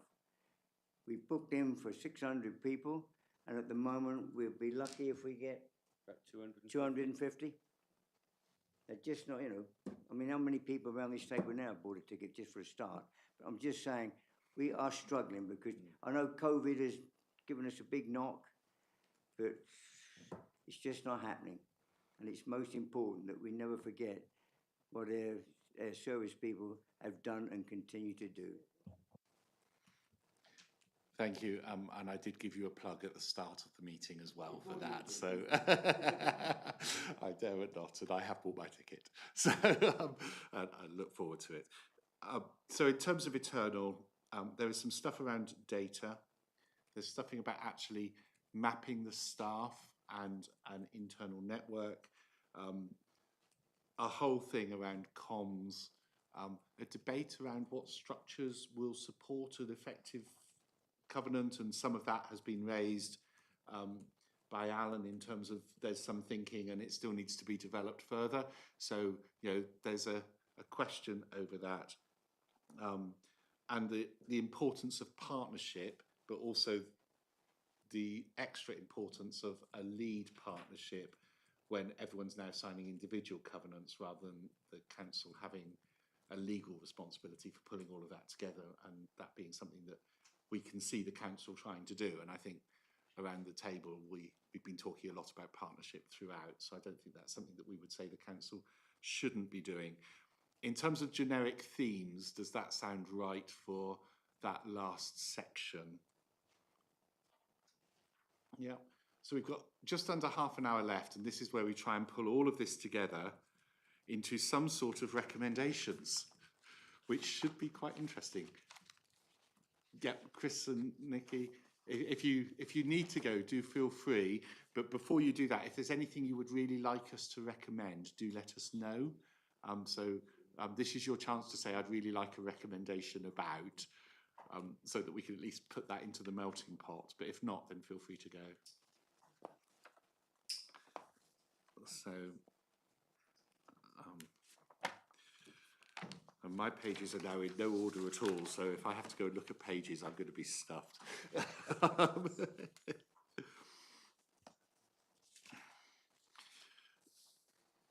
So, what I do need to find is page 108 and 109. Okay. So in our first session on healthcare, we identified issues with GP surgeries not signing up as armed forces friendly GP surgeries in the city, with only 11 of them having done that. With no prioritisation at all for the armed forces community on the dental waiting lists, meaning that that causes additional problems and actually a disadvantage for armed forces serving personnel as they move through the city and their families. Issues around trauma-informed services and how well that is communicated through the covenant at its highest level by the council, and then falling out of that, children and young people's mental health being sort of swallowed up into lots of other things and not identified. I'm trying to think how we phrase some recommendations out of all of these, but those were the themes out of that session. On all of them, we talked about the role of public bodies, scrutiny, commissioning, and partnership within every single area we talked about. So, you know, we can send recommendations all over the place. What do we want to do about the GP surgeries and dental surgeries? That seems to be, although different themes, actually something about getting people to sign up to stuff. Lee. Chair, could you not refer that to the health scrutiny panel for discussion? Because I know dentistry is coming up on the next meeting, for example. It's certainly what we could do as something that they are specifically aware of in terms of that. There might be a number of issues to raise within each of the scrutiny panels as we go through. It's very difficult to know what else without a bit of health advice, but is there anyone, could we, from this scrutiny, make a recommendation to NHS England about their failure to meet their duty under the new Act to provide appropriate services for the armed forces?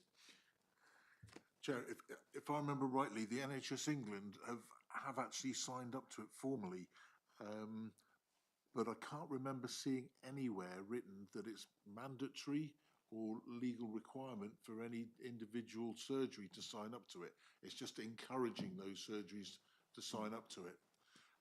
But I've certainly seen NHS England and their declaration of signing up to the Armed Forces Covenant as a whole. And with regards to the dentistry, it's good to have the dentists on board, but the key thing here is what we want them to provision, and that's for specifically service spouses and the children to move on a waiting list. If they move from one area to another area, they're not disadvantaged by having to start again at the bottom of the list to be able to maintain that level. That's the key thing. Now, whether we can write and let the scrutiny panel know that for the Health and Social Care Scrutiny Panel, whether we could write to NHS England asking that they make that more of a requirement, because they're now subject to the same duty we are in terms of the covenant, aren't they? So we could write from this and say, we have identified this as an issue in Plymouth. You're now a responsible body. Please, could you let us know what you are going to do about that? That could be something. And if they ignore us, then we will pass that back to the relevant scrutiny panel as well, because they can call in NHS England. So that gives us. Does that make? Can you work those into understandable recommendations? Draft it and then I'll agree with you. Yeah. Yeah. So we'll do that one. In terms of trauma-informed and children and young people, could we make a recommendation to Cabinet that they review the wording of the current covenant to stress the importance of a trauma-informed approach and across all areas of covenant in line with city policy, and specifically that the work that the council does as a partner in mental health and as a commissioner in mental health ensures that due regard is given to children and young people of service families in line with our covenant duties. So that would be a recommendation to Cabinet to take those two thoughts on board in terms of reviewing the existing covenant to strengthen those two areas. Would people be happy with that as a recommendation? Just not seeing any shaking heads. So you've got that as a... So in terms of healthcare, those were the 4 areas that we picked up. In terms of education, we picked up the use of pupil premium, how many service children are also young carers,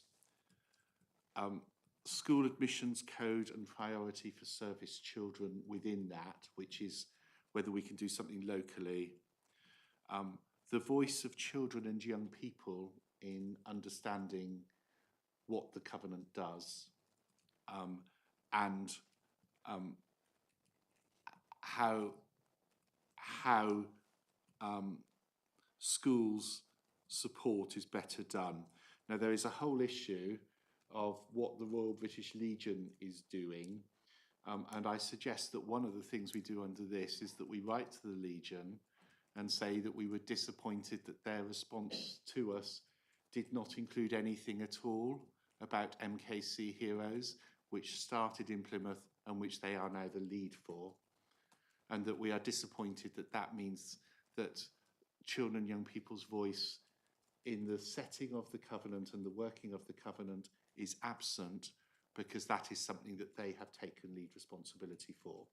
Now, I think there is a bit of an onus on the council to look at how we then force the Legion to do that and how we put some additional pressure on them to participate. But I think a letter to the Legion around those lines, given that they are trumpeting, they are leading this, and that they are ignoring it and it has come up, might be useful. Basil?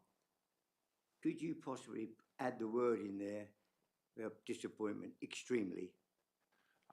I'm happy to be extremely disappointed or extremely angry. It's just so sad that that wonderful organisation of the MKC is sort of more or less fallen by the wayside. We've lost the thoughts of lots of very lovely and intelligent children. It's a shame. We need to get it picked up again. Yeah.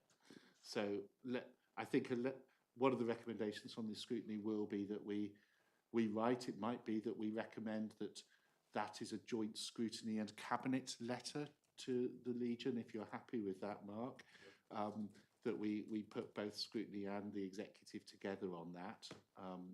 I'm happy to write otherwise. I'm happy for it to go from whoever, but I think we need the Legion to do what they say they're going to do for our children and young people. Pauline. They are doing a restructure up there, and they've got there's a lady that's taking this. She's doing the youth. It's all strategic, and she's called Gail Waters, and that's the person that I'll be meeting in January up in London to talk about this. So would a letter hitting the Director General before January be helpful? Do you want me to be honest? Probably not. Letter to her? Maybe. So if we were to write to her, we can take this outside the meeting, but I think... Chair, can I take this outside the meeting with Pauline, and we'll work on something that will have the desired effect. We believe will have the desired effect. Yeah. And that way we'll show that we're joined up from down here, where MKC first started from. Yeah. To drive that forward. Yeah. Because it would have been great, and it's not been possible because of the way the Legion are acting, for us to have had some children and young people's voices today. And we have not been able to because of the way that things have been let to slip. And it's probably one of the few areas in the council where we have actually gone backwards on children and young people's voice in the last 10 years. And this is a community that we're saying shouldn't suffer disadvantage. So if we do that, that picks up a whole load of that.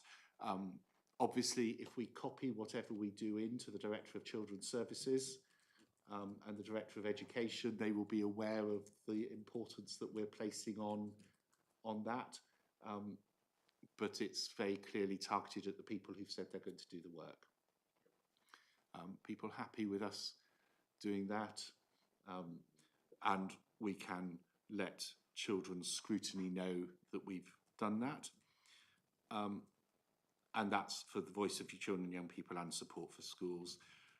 We can specifically ask around service children, young carers, for the stats on those. I think we've asked for if those can be provided to us, together with any analysis of the pupil premium. And we could ask the Children's Scrutiny Panel to specifically look at whether the commitments of our legal requirements under the covenant are being fully met, and whether there's anything they can do, because obviously they do have influence in schools and can look at some of those issues. So that passes it to scrutiny to look at, and that might produce some specific recommendations, more detailed recommendations around that to the relevant cabinet member around education. People happy that we do that in terms of, so that's 2 scrutiny panels. We're now tasking with doing some work around the community covenant and looking at disadvantage. People happy with that one? On housing, these were some really practical ones, and it probably comes in a recommendation of a letter to the cabinet member for housing and the director of community connections, asking for an armed forces champion in the housing team explicitly, because that's something that was requested. That we gain understanding of the veterans cohort in the Complex Needs Alliance. So that's homelessness, drug and alcohol rehabilitation, so that we understand better our needs there. That we look to encourage social landlords to sign up to the covenant, and community connections pull together all the social landlords as a partnership in the city anyway, so they are good people to make that ask, and that would support Kim in terms of us promoting community covenant to other employers in the city, which would help on our gold application. So we have a bit of a double whammy there. Asking to strengthen our links with Alabare, especially looking at how we can support on transition and move on housing, in order that their service is better able to do what it needs to do, rather than it becoming more like permanent housing, and an approach to MOD about any surplus stock, either in their ownership or in their leasing, that they might be able to release to the council to support temporary accommodation, which would include Armed Forces community, but might be others as well, in the city. So I think that's a simple letter, if someone can draft that, that we could send. And that, I think, covers all of the housing issues, unless I've missed any. On employment, training and business engagement, I think we need to celebrate an enormous amount of good work already happening in the city, but identify that we think that we can still strengthen our pathways on transition through the MOD being linked to local companies for training through that transition, that might lead to employment, but certainly leads to better understanding of work in the private sector rather than in the armed forces. An interpretation and translation service between potential employees and employers of the understanding of the nature of employment in the armed forces as opposed to employment in Civvy Street. And Emma's got stuff started, but beefing up of that. Asking economic development to work with, to develop that offers and needs request for the MOD transition service, so that they better understand the employment market in Plymouth and how we can work to support transitioning into that employment market. Continuing joining the dots with communications and skills launchpad across all of those areas. And then separately, ensuring that we do well to support the spouses and partners of service personnel arriving in the city. That might be a slightly different ask, but it is all to Skills Launchpad. I suggest that we write to Skills Launchpad about that, because that's a partnership, asking them to consider that as enhancing all the work that they already do, and to copy in the relevant cabinet member and ask the scrutiny panel that deals with economics and skills development to take a look further at what more can be done to support employment opportunities for veterans and service families in the city. That's quite a conscious ask, because that means that my panel, which is making up the majority of today's work, is actually farming out to the other panels stuff to specifically look at in terms of our armed forces community.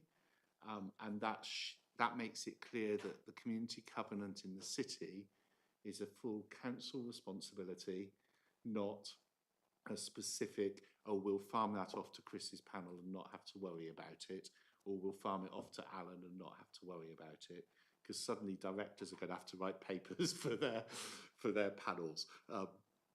Does that make sense to people on employment training and business engagement? Have you got those, Emma, Helen? So, Emma, are you happy with that as a celebrating success, and here's some more stuff that could make it even better?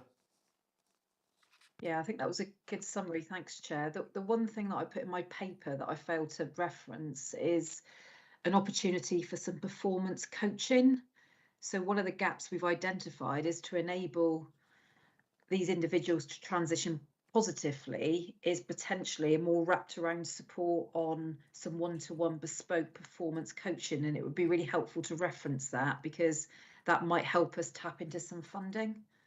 Great. And for that, would it be useful to have veterans who've already travelled the journey to be involved in that?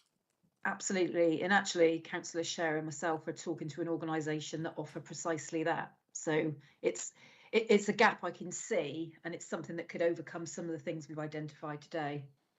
One of them is himself is a veteran and has actually got it spot on. So it's looking very, very promising.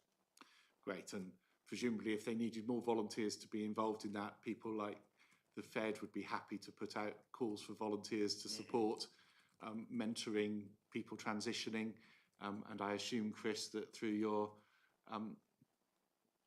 sort of officer or former officer networks that we might be able to find people to support that as well. Just looking, so that could be a really positive thing there, Emma, in terms of people in the city being able to support that if you got it going, because yes, we know that there are people in the city who support all of that, and if they had the structure would be able to do it. So thank you for that. Internally, and this is probably just a note, a letter to the service director who's sitting with us, and the cabinet member responsible, who I think is also sitting with us. I think you're HR, aren't you, Mark? Just requesting that we do a data mapping exercise of our staff to understand who are veterans, who are reservists, who are families of surfing personnel, and who are involved in supporting our cadet forces in the city. And look to seek to establish a network of those who can inform the work of the Covenant within the council and advise the council on any issues around the armed forces community as a whole, as well as being able to provide support to each other. And that would, I think, be a positive thing that could happen. You've said that it sounds interesting, but we've pulled it out as a bit that we didn't have the answers to today. I'm sure would strengthen our gold request, where especially if we didn't just offer things to reservists, but we offered things to those warrant officers and officers in cadet forces as well, would make a difference to them. And, you know, for example, I know a lot of us know Jim here, who sits on the door of the council house, who's also very active in the Army Cadets as an officer, and leads lots and lots of training exercises and does it all in his own time. And so we need to think a little about how we support cadet supporters as well as reservists.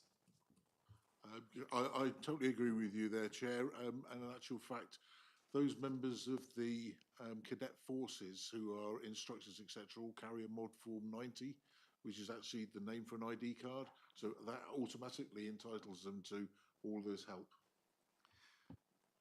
Great. And Lee? Yeah, Chair, I just need to, there's a difference between obviously pre-service cadet units, which are directly funded by the services, and say, for example, the Royal Marine Volunteer Cadet Corps at Stonehouse Barracks, Gosport, Arbroath, and Chivener, etc. They wouldn't carry the mod form. So I think we just need to acknowledge that those other cadet services exist, but not on a pre-service basis. They're a purely voluntary cadet force. Yeah. And those are the ones that I think we deal predominantly with in Plymouth. Yes, yes, they've worked with the council for years. For the last, when I was a cadet from the age of 8 till 18 as an instructor with them, they did a lot of Lord Mayor's Days and various displays for the city. And what we identified was that our policy that has been worked on has the reservists in it, but doesn't have those council officers who volunteer with those volunteer cadet forces. Those aren't mentioned. By mentioning them, I think we provide that area of support, which doesn't only lead through to Armed Forces Day, but also helps in the recruitment. Yeah, but I think it was that cadets thing. So I think that is a simple recommendation that can be followed through. I think we then need to reflect just on some broader things that are for the Armed Forces Covenant as a whole. One of those is that we need to celebrate the partnership that already exists, but recommend that there needs to be additional thought given to how those partnerships are strengthened and what the new public service duty or the public sector duty, scrutiny and commissioning can do to add to those partnerships, and what our existing city partnerships can do to add to the community covenant partnership, because there are loads of partnerships in the city that we should be building on. So whilst Wessex might be trying to build lots of relationships, actually we have a growth board. And in the growth board, how can we use the growth board and the Plymouth Charter to drive some of this agenda of partnership work? Because those are our own tools within our control, and building on existing relationships with local business people who chair a lot of the organisations that sit around the table of the growth board. And so we'll reach into the Fed and the Chamber and the Business Council and all the rest of them, so that we actually use our relationships to leverage some of those things, because I think that would be encouraging. It would also support the work Kim is doing to seek gold status, because it would be seen as the council taking a lead in a lot of that work rather than leaving it to Wessex to be seen to be doing it. And Kim needs to evidence that, and we've got those relationships that exist. So how we use partnerships to support further partnership working would be good. And also that we should suggest that, given that we now have a new covenant here in the city that reflects the new legislative change, that the way that structures work to support that new environment should be reviewed. Maybe we could ask that that reviewed structure and how we communicate the covenant as a whole in the city gets referred back to the Finance, Performance and Customer Experience Scrutiny Panel for a quick look at, so that all four panels get some work out of this. But that'll give you a bit of chance to come up with some proposals that we can then kick into an ordinary scrutiny panel at a time which suits your development of it, because working through comms and the way partnerships work and how best to lead that isn't going to be necessarily a quick fix. But if we raise it with you as a team, that would be on our future work programme, it gives you the impetus to then say, no, actually, we're not going to do that, or yes, we will, because ultimately this is a series of recommendations. We can write the letters and make the recommendations, and you can then say yes or no to them. I think that covers everything that we've talked about that might need a bit of addressing through either direct action ourselves or asking other people to take action and report back, or for some further scrutiny. Does anyone think we've missed anything out from this afternoon's discussion?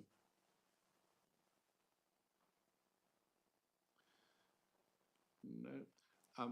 Could I ask that when we produce the report, one of the things, Helen, is that we celebrate the fact that we have 10 years of successful covenant delivery here in Plymouth, and that what we're seeking to do is move from someone who's doing everything that ticks all the national boxes to being a city that has an exemplary community covenant led by a council showing its commitment to all parts of our armed forces family. And can we also say a very big thank you in our report, not only to all of the people who participated in this through written evidence and through spending time with us this afternoon, but to everyone in the city who works to support our armed forces covenant and who support our armed forces family, because that's what makes Plymouth the fantastic city it is, and we want it to get better. And I think if we got that in there, that would be really positive as messaging. So thank you, everyone. We have finished at 5 o'clock. I think we've been through an enormous amount of work today, and I think we've come up with some recommendations that we will be able to take forward, and some bits where we'll probably create a bit of a stir, but some other bits where, in areas where we need to make a stir, and in other areas that we can move forward and hopefully continue to improve. So thank you all very much.